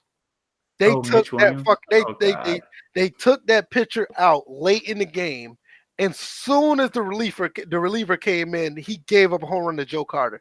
I'll never forget Mitch that shit. Williams. That was they called on the wild thing, and all of a sudden he was wild. All right. His delivery was wild. He literally would throw the ball, fall off the mound, and yeah, that '93 one was the worst. And all the other ones, I get it, but the '93 one was the worst. But yeah, I mean, they won the pennant like what 14, 15 years straight and only got one. Yeah, that's yeah. Anyway, where is it? I don't care about QB1. Preparing for the pros. I'm scrolling down. Apparently, there's gonna be a coach mode. What? Okay. No, we'll get into. Well, actually, no. I'll get into it now. So Hold on, we're about to talk about Madden 20. So let me pull what you talking about. So NYK put out a tweet talking about the X Factor stuff that they alluded to, and he said, how are they going to balance all this stuff so that the dudes aren't getting win animations all over the field? So Clint said there'll be a deep dive blog next month explaining these details. Now, the tweet that caught my eye was Please tell us there's a setting which won't reset itself we can use to disable this crap so we can attempt to play a game of football. Well, I'm sorry. If you don't want players to differentiate themselves, then you're not playing football, are you? I saw Jesus one. fucking I saw Christ. one. I saw one clip. Somebody said that. I saw. I think it's in this article saying that an 89 will be different from a 90 overall. The Like, range will be wider. yeah, Or or something like It's that. probably the threshold. You know, they always have thresholds for And what kind of jump ratings get when you get a 90 overall and things like that. and JP Davis put out the Pro Bowl will be playable in Madden. Cool, you don't care about the Pro Bowl, Right, but a lot of right. people have talked about the Pro Bowl, so But you no, cannot it's not care even. about It's it. not even that. It's just the fact that that shit has to be fucking advertised. Oh well, Like, yeah, I mean, my God, I mean the Pro yeah, Bowl. that's Yeah, the worst bro. part. Is the fact that it's advertised. Right. It's It's just like, yo, the Pro really? Bowl. I mean, look, listen, Yeah. I played the older games, and to me, I'm gonna be honest with you, I haven't even noticed that the Pro Bowl was missing in the newer games because I've been playing the older ones. I remember them talking a lot I about it usually last year. skip over the Pro Bowl anyway, That's even what when it was playable. See, that's what I'm saying, DJ. That's what I'm saying. It's like you skip over them, but you skip over it so much. We just thought that it was already in Madden the entire time. Well, let me tell you what's kind of interesting is the fact that they did speak about having an issue with having to put every team specific helmet on here instead of putting the generic helmet. I am glad that they did put the specific helmet for every player, so that is good. All right, let's I'm gonna pull up the screen so Yeah, everybody go can ahead. see what we're talking about. While I do that, NA said that Rex told everybody how it is. People should only get excited when the cover of Madden says under new management. The code isn't the only thing need of an overhaul. That is Yo. true. That is He said true. the title just say the cover said under new management. Shit, good luck with that, man. That should be a hashtag. Well, All right, I'll tell you what, the everyone. way that live stream went, like legit, like I said earlier, logistically, that wasn't it wasn't good. It just wasn't good. Now I will say this: the Pro Bowl back in the day, it was all right because what I used to do, you know, I mean, I was a nerd. What I used to do with the Pro Bowl, I used to let it You play. are a nerd. Yeah, no, right. I used to let CPU play against each other, and like maybe like every third or second series, I would go in and I would change the players because you know the CPU is not going to do that. That's what I used to do with the Pro Bowls. I never played them, but one Pro Bowl style game that I used to love. DJ may remember this. Remember the college All-Star game that was in the NCAA games? Yes, I remember that. When you used to have was like it the Shrine games? yeah, it was like East West Shrine games? it was the Shrine game where all the top players would play. Mhm. All of them would have question marks as their ratings, and based on how well they did, their ratings will affect them in the draft, and you can import them into the Madden game. Now I used to love playing that. Now that was dope. Now I'm glad you can play the Pro Bowl and play now though, because that's another thing that they kind of made it. That's pretty interesting. Man, nobody cares about the Pro But Bowl. let's talk about Oh my god! let's talk about these franchise improvements because they're finally going to touch franchise now. We just talked about the Pro Bowl. I don't want to talk about that. Zoom in a little bit. Hold on, I got you. Let me get. Hold on, no wait. If it's on it, yeah, I'm good. I'm good. All right, it's You on got it? Hangouts. Yeah, I'm on Hangouts, so I'm good. I was looking at it from the YouTube screen. All right. It says rating spread. We've adjusted ratings. I'm sorry, we adjusted the range of ratings that you'll see on players. What does this mean? Now that's where they're talking about the 90 overall and the 89 is now larger. The difference between each skill point you spend will be more impactful, and you can earn more skill points over the course. Oh God! And in some cases, you will now see a starter with the overall in the mid 50s. What They the said fuck? they're saying they're trying Well, something with that. When somebody talked about that, and they said that what they're trying to do is they're trying to, in the franchise mode, create an arc where your players will develop longer. So there are going to be certain cases where the overall players are going to be in the 50s, but I kind of like this because if this means that the overalls don't matter as much, which I think that's kind of what it's headed towards. Think about it. If you have a starter that's a 50 rating, I think that his positional ratings might make more of a difference that's in maybe his size and right. things like because that. I don't know what anybody, if anybody understood this or even tried this, because they look at the numbers a lot. In NCAA 14, like sometimes if I did not, or if I wasn't able to recruit a player, what I did was I plugged in my lower, third string, or who was a third string last year. I promoted him up to the starter because I wasn't able to recruit anybody. Now, there in some cases I would have a linebacker that was maybe like 61, but he was a filler because I had no other outside linebacker that was better than him. And he had other traits that was actually good. He had pretty decent speed, or he could he could tackle. Right. So if, like, say for instance, if a team like to run a certain way, or they'd like to run to that side, I would like to put him over there because he could tackle. But his overall was terrible. So I hope it's somewhere under that line, because when I'm looking at Madden, I don't look at Madden ratings compared to NCAA 14 rating. NCAA 14 or just NCAA football ratings back on the older gen consoles, those ratings really meant something. Yo, here's another thing though. People forget NFL 2K5 was really harsh with some of those goddamn ratings. Yes, A lot of those starters were 50s. Yeah, I was saying some of the overalls didn't mean shit, because they could have been overalls, could have been low, but they were good at other things, and it really showed. It was the algorithm and how it all averages out. You know what I'm saying? And if Madden has truly changed their algorithms from what ratings matter more than others, then the game might be differently on the field, but we'll have to see. All right, let's look at these new scenarios. We've added an all-new in-game system that generates personalized playable scenarios between interactions with characters via a variety of ways, including branching dialogue, dynamic events that reflect your performance and choices, challenges that build the story for your unique NFL career. So what we're looking at something like what MLB show did with their Road to the Show. We're looking at also, if you played Madden 08, you saw where certain players who was other teammates, the morale would go down, or they would complain about not being there. They would hold out if they weren't able to be they felt that they wasn't going to be the starter, or they wasn't making enough money. So this is pretty interesting. What are you guys' thoughts? You can go first, DJ.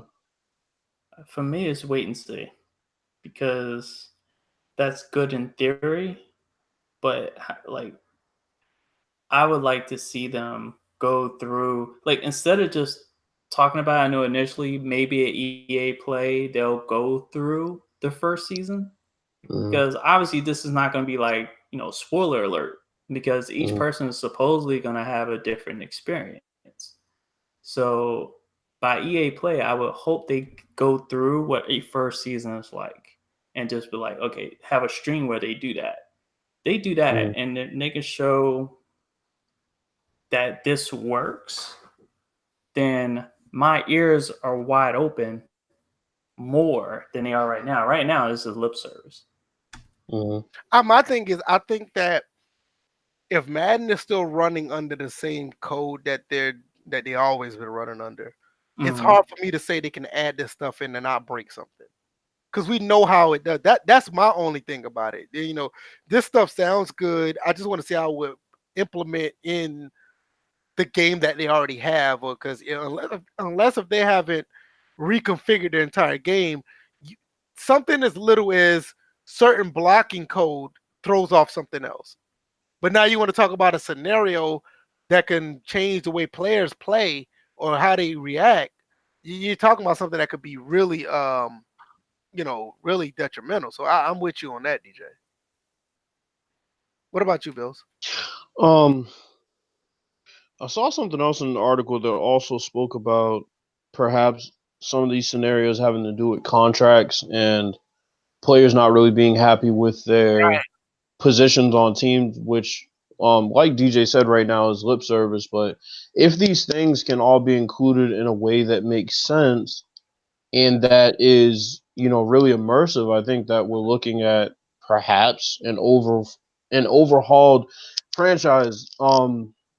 See, that's what I was saying earlier about the morale and stuff. They had that in Madden 08. But I mean, we'll see, man. We'll see. It's too early, man. Ravens Nation asked, "Don't you mean to go over the same things? But would you guys prefer a mixture of ratings and traits like Madden 08, or just traits like APF?" All right. Fun factor that nobody may not know: APF has ratings. They're just hidden under the hood. They're hidden. Would I would like a mix of both? Personally, I would like the traits, and I want the actual ratings to be a letter grade. I don't want. I hate numbers. I don't know, like earlier what they're saying, a 90 versus an 89. To me, that's just like a A plus versus a B plus. I don't know the difference between a 90 and an 89, and I don't even know if they'll be able to to separate those two. Those numbers are right by each other. How would you be able to separate an 89 over a 90? Pooh said he's How- gonna pirate Madden 20. That is 100% facts. I already know that.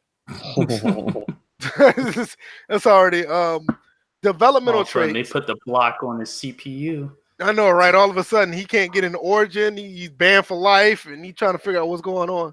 I will say Yeah. about that though, with the rating situation, the thing is, every game has ratings. Now, whether we can see them or not is different. Every game Right. is gonna have ratings, regardless. Right. My thing is, Um, like I said, College Hoops 2K8 did a fantastic job. They had numbers and letters, and you had to go into options to pick which one you pick. I picked the letters, I and I'm gonna prefer tell it you, with 2K. Yeah, I prefer like they yeah, have 2K where you and can with the pick the letter letters, grade or the numbers. the letter grade itself brings a whole bunch of immersion to the game because you don't know what that B means. And when they perform on the field, it just the immersion part be like, oh shit, he did that. Compared to if he's an 87 something, you expect something to happen. And here's another thing: on the screen where you're looking at the roster, they also have like a phrase that they use to describe what the player is. So they'll have all around player or dead eye shooter or 3-and-D guy or something like that. You know what I'm saying? So I think if Madden had that, that would also kind of give more realism to assessing players because you'll pretty much get the gist of what their game is, like what their strengths are, just based on the description.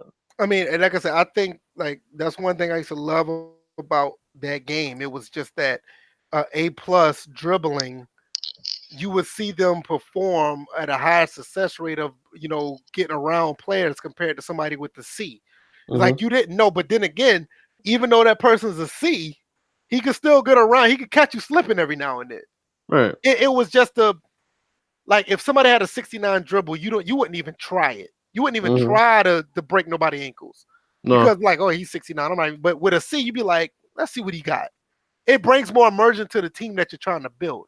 Uh, anyway, developmental traits. We made large updates to our developmental trait system to support superstar and zone ability. I don't even want to talk about that. Y'all can talk about that. That's old X Factor thing. Just I'm just worried about that. I think that you can have a lot of OP situations. I think The that's the same thing you one talk. Huh? the one thing that I did hear on the stream about the X Factor abilities is that when it involves drafting, is that you won't know what X Factor ability or whatever you'll have on your rookie until I think till like a few games down the road, After you which draft is them or before you draft them? after you draft them. Hmm. I I don't think know I how I think Because feel it's about like that. I think they have to develop. I think you should no, no, develop no, your no, player. no.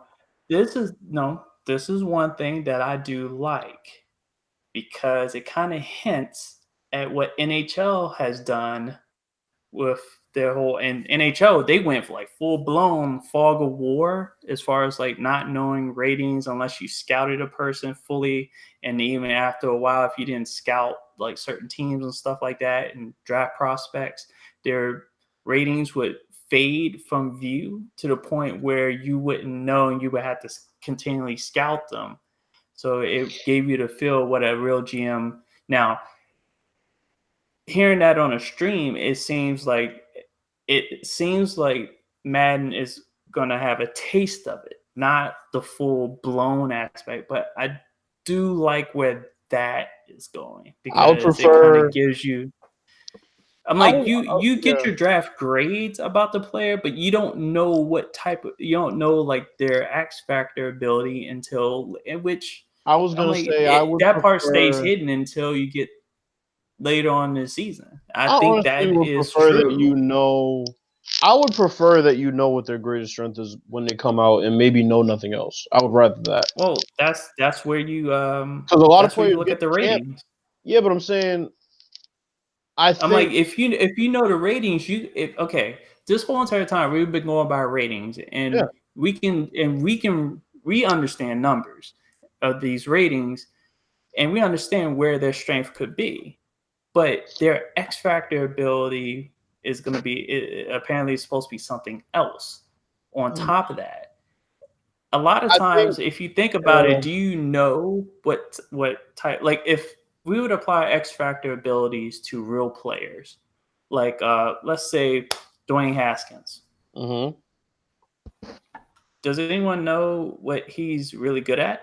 Not him, but that's just him. Like think about it. Tua, for But Yeah, that's example. what I'm saying. Right he's now, right now he's a pocket passer. We know that. Yeah, exactly. but I'm But saying, what type of what are his abilities as a pocket passer? I don't know because I haven't really watched him. I'll be the first to Well, admit. you But have what to I'm watch no, but for that's the- But then That's again, why let's hold on. Let's right back now up. you Let's back don't up a little bit. know. Let's back up a little bit. If you scouted him, you would learn about that. You kind of see what I'm saying? Here's also the thing, DJ. Think about this. Mm-hmm. Okay, think about a guy coming out like a Patrick Mahomes. You know he has a crazy strong arm. If his X factor has anything to do with that crazy strong arm, I wouldn't mind knowing that. Now, I think what they should do is if they want to do that, you should know about the first round pick that you're perhaps going to make. You should know his X factor and nothing else. And for the ones after that, you should not know their X factor and you should know everything else. I think you reverse it because you take the bulk of your chances in the first round of the draft. So you're taking a chance on a guy that has this X factor ability, and you don't really know But what you're else not he has. drafting a person based on the X I factor get ability. it. You're But see, this is but back. This back what you're I was saying with Tadal 52 just said, kind of like a Madden 08 on PS2 when the college draft game players had no ratings. That's what I was saying with the college All-Star game. That everybody was all of their ratings were question marks. You didn't know about them until you actually played it with them in the college All-Star game. right. And based on how well they did, that's what you will learn. Like, okay, this person's a scat back. Because there was sometimes I had a guy that was like 5'9", 170, and he was a power back, but he was just too small. But you wouldn't know about it until you play with him. So I get it. I'll give you an example though. So let's say, for example, Josh Allen. The Bills have no idea how good Josh Allen can be reading defenses. All they know is he has a strong arm. They drafted him on that basis. I think in the first round, a lot of teams do draft off of one great skill that a guy has over everything else if they're taking a chance on the guy. So I would rather see the X factor in the first round, honestly. Okay. I think you should have him hidden for the rest of the round. Okay, with that being said, though, Bills, you draft him in the first round based on his strong arm. After you get him in your camp, what if you develop him until getting the X factor? This is what I was saying. Like that would be fine, but I think that's why there should be more than one X factor. That's what I was saying. Like by week 4, Well, I don't think it's just one that you get. No, I don't think it's just one. I don't think it's just one. Right. No, it's not. But I'm saying both superstar. Hold on. Development trees. No, because this is what I was saying. Like by week 4 or 5, you could develop that player to be on who you want them to be. I wonder if there are players that can't develop X factors. They need to be. Everybody should not be able to get one. I would hope so. I would think that there are some players that just have no possibility of that. Yeah, and I think that would be that's just like you enter the league with a speed. Like for example, you can't get speed burner or whatever it's called if you enter the league with like a fucking 70 speed. Forget it. But that's just like Madden 08. Madden 08, there's some players who don't get any traits at all. They just don't get them. Like I compare it to my player. Like you make my player into a spot up shooter, and then 5 years down the road he's doing windmills. It doesn't make sense. You know what I'm saying? It's like certain players aren't destined to be. They're not destined to get that badge. They're not destined to get that X factor ability. So a guy like Eddie Lacy shouldn't get breakaway speed in his 3rd year. You know what I'm saying? It's just there are certain X factors that should be off limits for people. If you enter the league with a 75 speed, Okay, here it is. Here's where it says it. It's under the draft updates heading. It says one more draft surprise is that rookies with a superstar development or higher trait will have their development trait hidden until they've played through at least half of the season. I like that. So I like that. So it's not the X factor. It's telling you that those type of players won't have their development traits revealed until halfway through the season. So it says these players have their abilities hidden until you reveal their development trait. Whoa, this means that if you draft either a superstar or an X factor superstar, you won't know exactly what you've drafted until later in the season. So use your preseason wisely. I'm looking at this. I'm looking at this gameplay effects one. It's kind of interesting. We've implemented a ton of changes like throw power, overhauls to change quarterback trajectories. They have a gameplay. We'll find out in about 2 weeks. I'm not hearing nothing about gameplay. I gotta see that. No, yeah, but I'm saying. Yeah, I mean, I get it.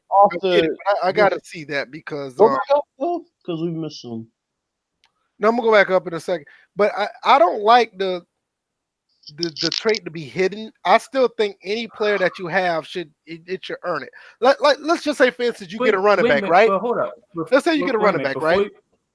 Okay. You get a running back and you want him to his X factor to be like a burner or something. You want him to be really fast. And you worked all that for him to be fast. You tried to develop him to be fast, and all of a sudden his X factor is that he blocks very well because it's been hidden the entire time. You know what I'm saying? I don't. Okay. You see what I'm saying? I like it. But you've already built him up to be fast. He's just now he's a speedy wide receiver that can block. You think that's how it's going to run? That's a good thing. I'm saying you think that's how it's going to play out. I mean, if it does, because that's cool. Because your development, you've put your development towards that, but then the X factor is that he blocks. You understand what X factor means? It could be anything. I got you. Yeah. Okay, that's interesting. All right, let's go to the next one. Right, coach mode. Coach mode is also getting scenarios, and the changes to development traits have a big impact on coach mode. Coaches will want to build up their teams with superstars and X factors. Superstars via trade, free agency, and the draft. I don't see the trade. I got to see the trade thing because Madden don't like trade nobody. We've also added an overhaul lineup UI to make franchise mode even smoother. Okay, so basically under the coach thing, they're telling you that there's a new UI for franchise mode. But I need to see how this trade and now free agency. I've seen free agency work in franchise mode. It's okay. But trades, nobody likes to trade in Madden. The CPU does not believe in trading at all, so I got to see that. Hold on, let's go back to the scenario thing for a second. No, wait a minute. I've seen it. No, the CPU, they tend to trade players for picks and stuff like that. They'll usually do it in the preseason, and then if you find the transaction wire in the game, it'll show you week to week what they're doing. Most of their trades are happening in the preseason. And maybe early in the season, but once you get closer to the trade deadline, you don't get those like crazy trades like you get in the NBA. Usually teams will stand pat. Now, this is one thing that is going to be very important to me as far as the scenarios are concerned. I just want to go back to this because I forgot to mention it when we were talking about it. We spoke about this last year, and I stressed this big time. Quarterback competitions and position battles have to be part of that. Oh, yeah. Well, they're not. Yeah, they was in the PS. That's popping up in this game. No, it ain't. But that was back in the PS2, Madden. That used to be a big thing. Because if we're gonna trade somebody, I think one of those scenarios should be a guy's disgruntled because he's not happy with his position on the team. Well, not only that, wait a minute, hold on. Isn't that what you just read earlier? I mean, not only that, Bills. What else? You're doing a position battle when that guy's not too far behind the other one. Why don't you just trade one of them? Exactly. We should see that with the computer. I'm saying though, that's what I'm saying. Yeah, exactly. Like we should see things like this happen with the computer. Yeah, that would be a good question to ask them to figure out. Okay, well, we're affected by these things. Is the CPU going to value these things? Because you look at settings in NBA 2K for their My League or My GM. When you get really deep in with those sliders they have for those. Yeah. Oh my god! I I was mean, And not the upset only Twitter, that, some not only last that, night. even if you don't touch the sliders, the CPU is very active in moving and shaking with their teams. and just honestly, who Right. wouldn't want to read an article about another team struggling with a player or having a position? It's realism. You know what I'm saying? The Twitter feed is too boring on Madden because there's not enough dynamic shit happening that makes it The feel like ticker is you What are you are. talking about, Yeah, man? That Twitter feed got Skip Bayless talking about, third string quarterback. but that's what I'm saying. yeah. It's like you have nothing that makes you feel like you are operating in a living, breathing NFL league. You know what I'm saying? Yeah, I Like know. I'm it just doesn't messing with feel like Yeah, yeah, no, I know their UI ticker is terrible. In-game ticker is it is. just fine, but their UI On the menu is interface bad. ticker is horrible. But even the Twitter timeline, when you just kind of scroll through the news, it's just there's not many interesting things. You don't hear about players not being happy, coaches not being happy. I mean, they have the such and such struggled in practice this week. I mean, but it's like they need more. Like these scenarios need to pop up. They need to be talked about during the games. They need to be in the Twitter timeline. You need to see moves made by the team as a result of this. You can't Mhm. just say the scenarios are for us because that takes the fun out of it. Yeah, because you got to see what other teams having problems with, and then let's say on the back end, you know that they're having a problem, you can just snatch that player up. And it'll affect you if you're playing them. Yeah. So Let, Yeah, let, let's go down to contract up. Contract update. damn, we were going through each one of them. No, I'm just Really? going. I'm going through them, but if they're worth talking about, I will. But yeah. the contract update, I don't see anything about that. They're just saying more cap space, progression updates. I don't care about that. You shouldn't be putting XP to no players. It should happen automatically. Real quick, hold on. Go back. What's that? Progression number here? Yeah, just real quick. Progression. Well, I mean, I never was a big fan of adding XP to players. I never was. If they perform well, they get better. If they don't give them shit. I just never been a fan of yeah. No, I agree. Yeah. Yeah, 'cause it. NHL actually operates that way, where any XP it goes into whatever ratings. I'm like, because right now NHL you don't really train players in that game. Now, if it was MLB The Show, then that's actually a better example because you can train and just leave it be, and the XP will dole out from there. Right. Is it me or is it hard to see how a player who didn't play can earn XP and get better? Because the thing is, if you look at it, in the past on Madden, the only players who really gain that crazy XP are people who perform well in the game. But then what is practice for? What is training for? How are they progressing through training if the only way they can really boost their ratings is by playing well in the game?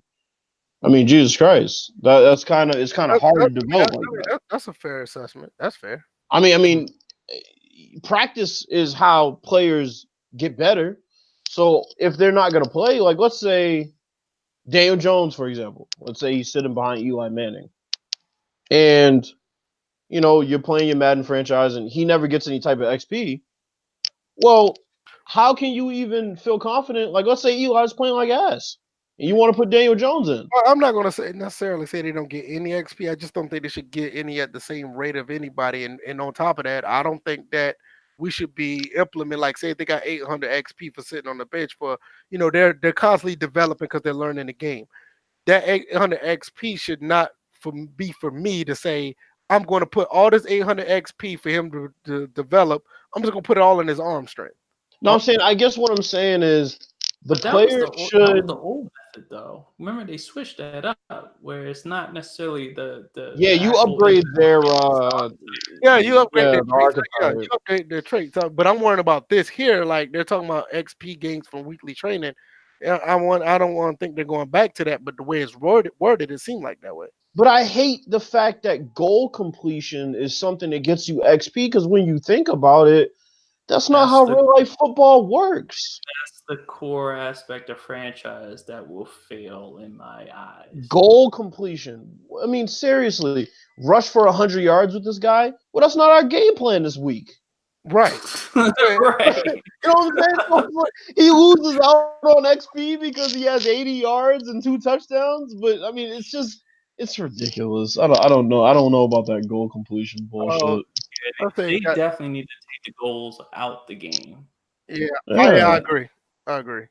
Um, unless they put the goals in, if it's a contract year, Incentive, yeah, yes. if it's a Incentivize it. contract year, and you're trying to, Yeah, that's it. yeah, But like realistically, that's the only place that goals and incentives should be right there. The goal should be based on the strategy of stopping the team or having success offensively against the team. It should be a team situation. It should be, well, this team is a strong running team. Hold them under 100 yards rushing. Okay, then your whole team as a whole maybe goes up chemistry-wise or something like that. But don't say this guy has to have 5 catches on this drive. You know, it's ridiculous. It's not always your game plan to get that guy involved. It's funny because they do have stuff like that, but it's obviously it's not out in the open because they Right. do have where like if your team gets up 300 passing yards, a lot of your players on defense will suffer chemistry drops. Mm. All right, we got 2 more So- left. Draft updates. We've taken a full pass on our rookie generators. People familiar with draft classes the past few years are in for some new surprises, from names to bodies to ratings and names and bodies. What was the problem with those back then? What does that say? You could be in for a new. some bodies didn't come out that like the items, the accessories didn't come out right. Oh, I can Some were, understand that, but like the names, okay. All they had to do is like instead of drawing, if it's a rookie generator, it's not, well, it's kind of like I would think it would be it should be an improvement upon what they have because they kind of they have a rookie generator now. It's just the I fact think that they just mean overall maybe there's more variety. yeah. that's The what I'm body saying. types, the body types and names. I mean, my thing is, if they wanted to use a generator, I don't know what they did with it. They could have just used the one from NCAA. That their generator was awesome. Well, I'll give you an example. Another example, MLB The Show has pretty much year in, year out improved their generator for the generic names in minor league. So, Yeah, that's uh, one too. yeah, that would be good if they did have a bit more sensible names. Because I mean, you can't have. I mean, this might sound stereotypical. I really don't give a fuck. You can't have an Asian dude whose name is like Darren Wallace. You know what I'm saying? Like, it's just kind of Right. ridiculous. The other part of this draft updates, I think we talked about this Yeah, earlier. we talked about that. That do superstar development, higher trait. We talked about that. Unless they bring back training camp. I wish, man. Yeah, I wish. I wish they did. Training camp was. If they were to bring that back, they would have to switch their whole UI for it to be from where it is now to back to that calendar system that they had. Yeah, that was back when. Once again, back to Madden 08. Mm-hmm. Madden. That's when you can lift weights and run and all that other stuff. Another thing they need to add is players getting hurt in practice. That shit happens. It's not. It's gonna piss people off. It's gonna piss people who aren't sim guys off. Ooh, boy, I'm about to say you do that. And prop up an injury. These like, guys hey, who want to play NFL Blitz on Madden will be pissed. But you know what, DJ, though? One thing that we talk about a lot that people don't talk about in 2K is how much are you working these guys? What is their workload in practice? Because the thing is, if you give sim heads a reason why the guy got hurt in practice, it'll make more sense based on the injury. So you don't just want it to happen and not really have a reason why it happened. But if it happens the way it happens on 2K, and then you kind of look at the durability or his injury history, you kind of understand why, it'll make sense. But they can't just obviously throw it in willy-nilly. I mean, I think overall people just hate it. Like, oh, well, Tom Brady hurt his finger in practice. I don't like that. Well, and then the last thing that I would say for Madden franchise they need to add just real quick is a player being a game time decision versus being probable and being, you know what I'm saying? I think they should have that as well. Yeah, they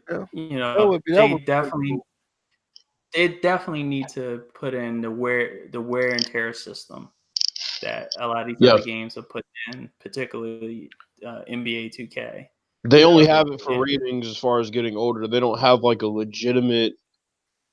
This guy's carried the ball 250 times.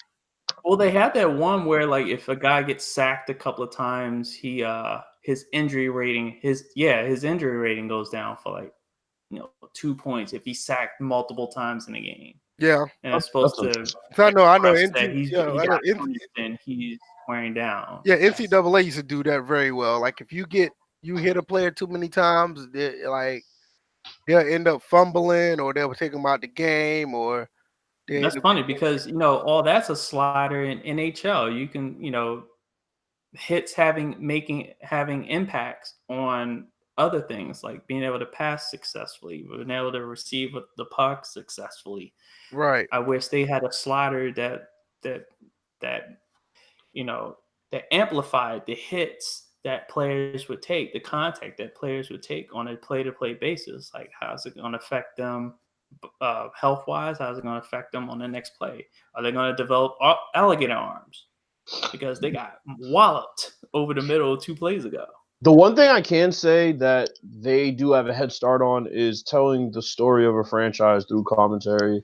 They already have the baseline for that. So if they add all of these things that they're talking about, it'll definitely be a better experience, but it remains to be seen. But Tadal they said that this is not a 1-year thing. They plan on building on franchise. All right, but that's fine. But that's cool. But I'm looking at my watch, and they could have done this 5 years ago. Yes. I'm about to say, I really didn't want to. I hope they really did. I didn't want to hear that. I got one word: long shot. I mean, a long shot until we get the full franchise mode. No, but I'm saying, he said they could have done it years ago, and I'm thinking, I'm like, long shot, long shot part 2. I just look at it like this. Okay, so here's the thing. For those that are gonna try and stick it out with Madden and whatnot, remember 2K. It took them from 14 to 15 to have pretty much most of what was necessary in a franchise mode. That's 1 year. I mean, not only that, don't let anybody tell you any different that EA can't because of whatever. The possibility is always there. They can put all that stuff in. But not only that, I mean, we're talking about a company that has been making football games for a long time. This could have been done in one swoop. It's hard for me to believe that certain things has to be done cycle by cycle when they know that they've been doing this for so long. This is not your first or second time around the ring. You've been doing this for a long time. You know what's supposed to go in these games. You know what will benefit these games. All this stuff about cleaning stuff out and getting this done and taking this out to add this in, this will mess up the code. And that was fine with Madden 13, Madden 25, Madden 17. I mean, that was cool to hear back then. You got to understand, it is 2019. Madden, we're under new management since what's his name left. Oh God, the one that went at the Apex. Oh, Ian Cummins. Since Ian Cummins left, it's been almost 10 years since he left. It's hard to believe that, but it's almost been 10 years since he left and Cam Weber and crew took over. That stuff don't sound cool no more. It just don't. So for people to say that this is going to take another year or 2 years, that's the reason why I'm not close to being hyped for Madden. Will I play it? I'll give it a run. It's a video game. I like playing games. But I'm not sitting here and looking at all this and be like, oh man, I can't wait. Hey, I got to see this. I got one thing to say to the people who said it takes years. How long did it take for them to put in and then take out RPM last year? Exactly. Which is literally a gameplay weeks. mechanic. Exactly. It was weeks. It was weeks. Right. I mean, if they can do that, then they can put in franchise. Yeah, I'm not saying.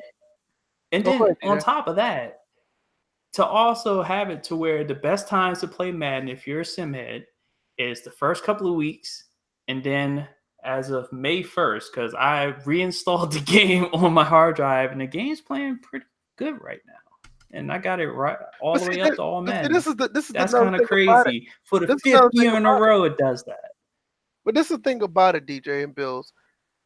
People don't want to accept that Madden, at least from Madden 17, has been a decent football game to play. No. Yeah, you'll see the little glitches and the people rolling all over the place. You can't pick up a fumble. Now, notice if you look at the top corner, these dudes are playing online.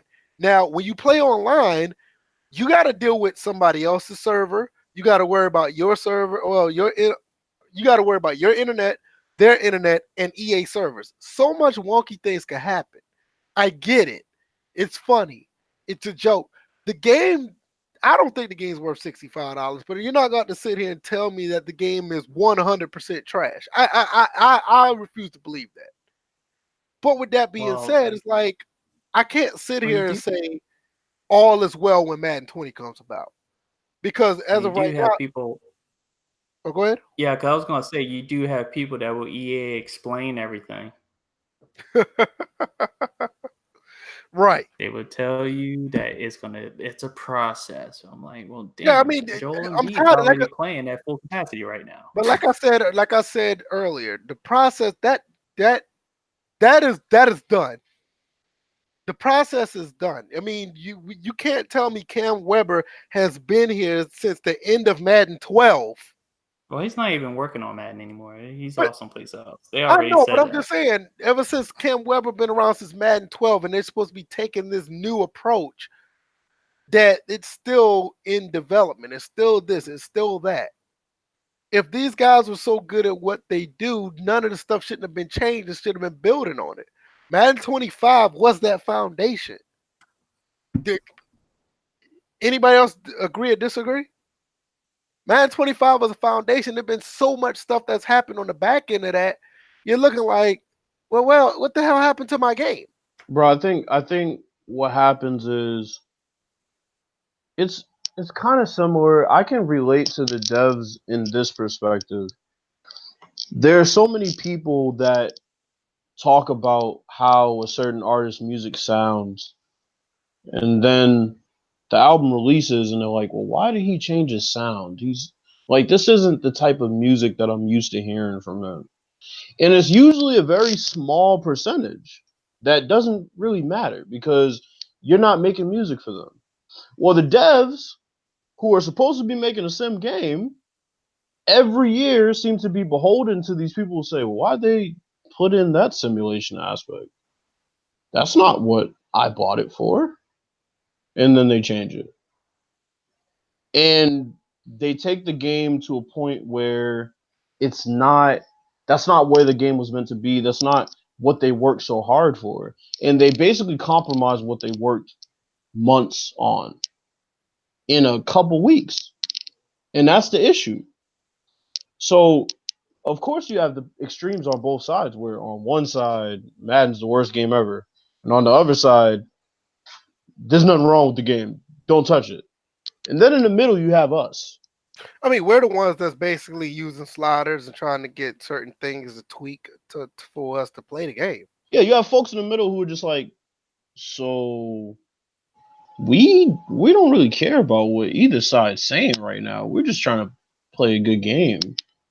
We're just trying to play the game that y'all promised us.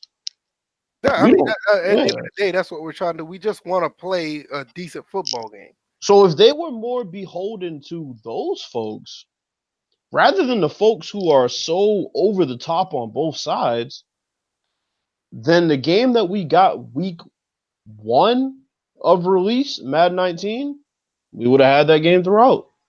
Just like NBA 2K has made it close to a whole cycle without damaging their game in any way. I'm actually surprised that they were able to do that because I am damn surprised. Like, I am really surprised. Because you don't hear about that. I mean, even MLB The Show, they have their minions over there that complain about certain things, and they end up doing a patch. I'm not necessarily saying it breaks the game, but they end up having a patch that doesn't play like how it used to be. Now, you got folks who claim that NBA 2K plays completely different than release, but I need proof. I disagree with that. because I play that game week in, week out. I've played that game consistently without putting it down since it's come out. I've thoroughly enjoyed it. Nothing has changed. My sliders haven't had any drastic changes, which to me is an indication that nothing has really changed. All right, let's wrap this up with you talked about the gameplay effects. They're gonna have a gameplay stream on 5/23. What day is that? That's on 5/23 Thursday, will I Thursday. believe.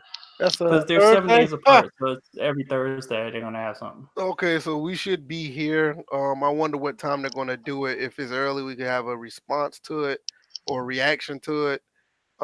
It probably won't be as late as we are on because just like this last one, they were done right after we started. So Mm-hmm. I don't have like, this is where I get to see what's going on, and then now I really have my own I have my opinion about it. As of right now, this stuff sounds good. I don't have an issue with most of it, and I think it's cool.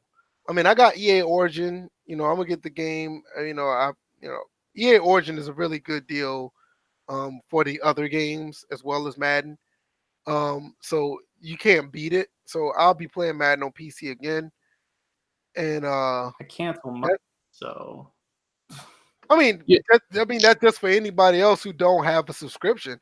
You can pay. I Mhm. told somebody else this, and they straight up ignored me. Well, we're not gonna talk about that. Yo, They were complaining about Madden, so claiming that the game was not worth $60. And I told them, then they are a PC gamer. I said you could go to Origin, try it out for a month for $15, and have at it. They'd rather Mhm. go ahead and continue to complain about Madden being $65. so I got a question for y'all because I just thought about this and it was a bit of a light bulb moment, and I'm just thinking to myself. So we've been hearing about these 5-year plans, 3-year plans. Now, I'm thinking about the gameplay stream, and I'm trying to think back to all the feature sets that we've had since pretty much what I guess Madden 15. Now, they've pretty much implemented everything that they said they couldn't get to year in and year out, right? Gameplay wise. What do they have left? Is this going to be Madden 12.5 where they just improve all the shit that they fucked up and put the game Um, out? that's what I want to see. I think the gameplay effects. We're going to see what they do because you could have a situation where they're probably rehashing some things that was in old Maddens. Think about I this. would not be surprised. Think about this though. Last year it was locomotion, aka RPM, right? Mhm. I still Then, haven't seen the blocking logic from Madden 25 or the running game from Madden 25 yet. but that's the thing. So in Madden 25 they implemented that. Mhm. Okay, then True step. another year they did pass trajectories. Another year they did zones. Another year they did DB to wide receiver interactions. They've checked off everything. So what is going to be the huge Madden feature? Like, oh my god, they're They putting this said they in. said there's a tons of changes. Find out 5/23. So But, we'll but know that's what I'm saying. It's like I'm just thinking. I'm like, we've heard the we can't get to it for like 5 years now. They've gotten to everything on that we can't get to it list. Pretty We'll see. much. We'll see. It's gonna be interesting. Anyway, anybody got anything else before we close this out? I got one more thing, and I just saw this. Actor Peter Mayhew, who played Chewbacca, he passed away today. Yeah, I just saw that. I So just saw that. rest in peace, Peter Mayhew. This May the Yeah. force be with you. still I no mouthpieces. Oh my I god. don't care for Star Wars, but yeah, that kind of sucks. That really does. We're not thinking about mouthpieces. Can we get cloth physics first? Now, I wouldn't mind create a team. I I'm wouldn't mind not that. even getting into those Create a debates team, anymore fine, but about what little things that anybody can we needs, get because that's a legitimate reach tackle mechanic? The problem with mouthpieces is there's a problem I have with mouthpieces. When you're playing the game, all you those don't other see games have them. mouthpieces already. So we can The problem might with as well just honestly, stop all that. the problem with mouthpieces is like when you're playing the game, there you don't even notice them. Really? That's my only I issue. would I know see them in that. NHL when I'm playing that game. Well, you're not gonna notice them, but it's like they within EA Sports they already have mouthpieces in the game. One with Alex Ovechkin, and they face scanned him. Stephen Curry. So Yeah, yep, now I Curry. get it. Like if you have close up of players, like I mean, 2K3 did a phenomenal job of the close up See, facial. Pooh, we named other EA Sports franchises that have mouthpieces, and that's what I'm saying. Yeah, Okay, he just said it. This NHL has is, mouthpieces. this is That's what what I'm I saying. Yeah. also say like though. yeah, like go to YouTube, or if you have the game, go back and play NFL 2K3 and just look at some of the facial scans they did back then. I mean, you had players with gold teeth, you had mouthpieces, you had like scars on Pieces? certain player With faces. a L? It was pretty cool. I'm gonna be honest. I don't care about mouthpieces as much as I care about cloth physics because every time I play FIFA and see somebody tugging on a jersey and I think about Yep. Madden and how that could be in Madden, it just kind of That was pisses me off. supposed to be right there, right after FIFA did it. It Yeah, was I mean, supposed to be that way. yeah, And I then we mean, got like a tease of it because you do see some resemblance, but the jersey isn't reacting. it's actually the shape of the pad warping to make it look like it. I'm like, come on. That's what I'm saying. It's like cloth physics would do this game wonders. Just, I mean, cloth physics and reach tackles, man. Reach tackles have to be in there. They have to be. Man. Yeah, I can agree. They've With pinned it too long. First it was contextual, then they claim you can do it to a quarterback while you're rushing the pass. No, it needs to be in the game, period. I don't And care put about the any of damn. that unless there's dynamic weather. That's another one. But even more than dynamic Let me weather, tell you something. That put right the there, damn off defensive line and pass rush not moves back on the right. you're not. That's going to be another thing that they're going to have to. That's going to be And a they year can by year easily thing. market that. Because That can be marketed one thing is going easily. to be like, oh, we got dynamic rain, and then next man they're going to have dynamic snow. rain. I'm dead serious. They're not going to be able to put rain, snow, and wind all in one cycle. I No, would they just they're using the same engine Wait, now as hold on. Battlefield. Hold on, VF. Now VF. Now look.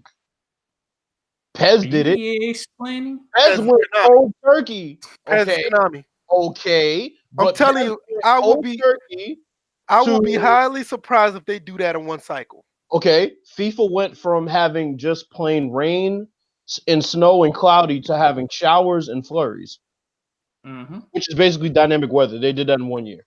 One cycle, I'd be surprised if Madden and the Madden team could do it. We know they can do it. Will they do it? We don't know. So will their overlords allow them to do it? We were promised dynamic crowds and dynamic weather and Yeah, we dynamic don't even have living worlds. living Oh God, I worlds. forgot about that. Well, Oh I'm man, sorry. I forgot all about that. Well, we can't get living worlds now because remember, that was part of the Ignite engine, which is now gone. So that promise doesn't have to be provided anymore. Yeah, I forgot all about. So they just all basically about said, Living well, Worlds. we don't And have that's to give you that. funny. Madden is the only game that doesn't have a living worlds in it. I'm like, even live has a sort of living worlds aspect. No, live This year. crowds are great. Live 19 crowds are great when you go to certain arenas. I have no complaints about that. But NHL still the best. I can agree. NHL still has the best crowds ever. Yep, FIFA's a close second, but NHL definitely. And they said that they spent resources on 3D grass. No. They spent resources on 3D grass and pylons that fall over. Oh, Remember and that? apparently, They actually marketed they took out the static part of it because when I Oh. was playing, I knocked over the pylon, and they took out the static part of it. Man, Like, Oakland's field don't even have the baseball field on it. Just I mean, that's little a foregone conclusion now. I mean, they're about to move to Las Vegas. You're I'm like, about to say this could be like That's first little and frame rates, Madden rant bitch it really session going on here. For all we know, or physics. I all doubt the that can stuff be that they're done. missing and could Well, have I'm in not the gonna game. complain about the physics. The tackling was good last year, Pool. Tackling was actually exceptional last year. yeah, I think they did. I think the physics are okay. Just fix the pass trajectories and make the football a bit more of its own entity, and you'll be fine. Yeah. All right. Let's go ahead and close this out. Yeah. First and Framerates 65. Another great show. Had a pretty good show on the people here live. They did. People came through. It was pretty cool. Yeah, I Really, was actually expecting a drop off once Yeah. 8 o'clock hit, but it Yeah, I stuck did at too. 10 for quite a while. So Thank you. Yeah, Thank you. I mean, they got up to almost 14 at one point. That's pretty cool. I Mm-hmm. mean, people say, "Oh, you only got 14." Hey, we're the best, smallest podcast in the world. I believe that. I'd rather have 14 dedicated fans than 2,000 dead subs. Right. and Um. and not be a podcast where you like drone on about the same thing over and over and take off a couple of weeks and then only come back just to drone on the same thing. Oh, Right. Right. man. That's why we took over y'all's day. See how Exactly. that You works? can find me at VF Baller. D Bills. What's up with you, man? Dia Let everybody know Bills. your outro. Well, this is Dia Bills fourth here. And, nah, you can catch me at Bills fourth on Twitter, and yeah, I got some music coming for y'all soon. Don't worry. So yeah, just stay tuned. And by the way, share this podcast with your friends. Yeah, please share it. Let We everybody continue know. to say this. Catch us on iTunes and SoundCloud as well. Yes. DJ, what you got? Well, you can find me on Twitter, DJ81. You can find me on YouTube under my real name, Derek Jordan. And You can find them that's on all I Days got. Gone. Oh yeah, you can find me very much on Days Gone. Uh, You won't find Bills, but you'll find me. I'll tell you Goddamn what, right. So that game, yo, and now let me tell you something. I want to see what game gets down to the bare minimum first. NBA Live 19 or Days Gone? Because if Days Gone gets down to where you want it live, Nah, nothing can beat live. I'm sorry, nothing's beating live. Yeah, I got $7, man. I'm still waiting for that transaction. you better go get you an extra value menu at meal at McDonald's and stop fucking around. Yeah, man. I'm trying. I got my $7. I'm walking to GameStop with $7. Like, look, y'all be doing these shady ass trade-ins. So Dude, you probably buy yourself a GameStop for $7 at this rate. At this rate, I know, right? hold on, before we close this out, before I give my outro, D'Angelo Russell tried to sneak marijuana through airport security by using a fake Arizona iced tea can. Come on, man. You've been doing so good this year. Why would you do that? Yeah, you want to know something funny? He can't bring the can through either. That's what I'm saying. Like, so without the weed, it still would have gotten taken. Right. You dummy. You were doing so good this year. Comeback player of the year. I think he secretly was trying to get out of Brooklyn, like some of these WWE superstars trying to get out of WWE by failing drug testing and pretending to have ego issues. Oh God. Anyway, yeah, I don't think Rush is having an ego issue. I think he's trying to get out because his latest demand for double what they was going to extend him for. He waiting to get out of there. Who you talking about? Leo Rush. Oh, yeah. Yeah, because WWE was going to offer him $300,000 to extend his contract beyond 2020, and he wants double that. We'll talk about this when we get off the podcast. And then all the backstage stuff is going on. Yeah, I'm gonna go ahead and close it out. You can find me at VF Baller. I know I keep saying this. I'm going to put some more content on this channel. I've just been busy, man. Seriously, but yeah, he'll be back with more content. Yeah, I will. I will definitely be back with more content. But I got a little career change that's possibly brewing. So pull for me. Stripping now? Yeah. VF I'm stripping. VF stripping now. VF's about to be talking shit about the suits, and he gonna be a suit himself. Yeah, I got a career change because hopefully that'll come about, man. Just pull for me. Hopefully everything goes well. Because if it does, that means that I won't have to rush here to get this podcast up and running. And y'all could be the first customer at his brothel. Oh, yeah, exactly. All right, man. Catch us on iTunes and SoundCloud. Subscribe to the channel if you like to listen to us live. If not, you can always catch us on iTunes, SoundCloud. Subscribe over there too. That also helps us be recognized on that end. Hopefully, a year from now, I really want to get this up and running on iHeartRadio, but that's gonna be a big task. But it's all up to you guys who listen and who check us out and spread the podcast out to others so everybody can listen. Outside of that, spread it like a virus. Right. Outside of that, we'll see you guys 65. No, we're not saving 65 here. No, VFK saved 7. Well, save 7. I was gonna say. Yeah, save 7 for Days Gone. I agree. Yeah, you know what's funny? The 7 viewers just now that we said that. I know, right? All right, y'all. Next Thursday we'll be here again, and we'll have more topics for y'all. You guys take it easy. Peace. Peace. Peace.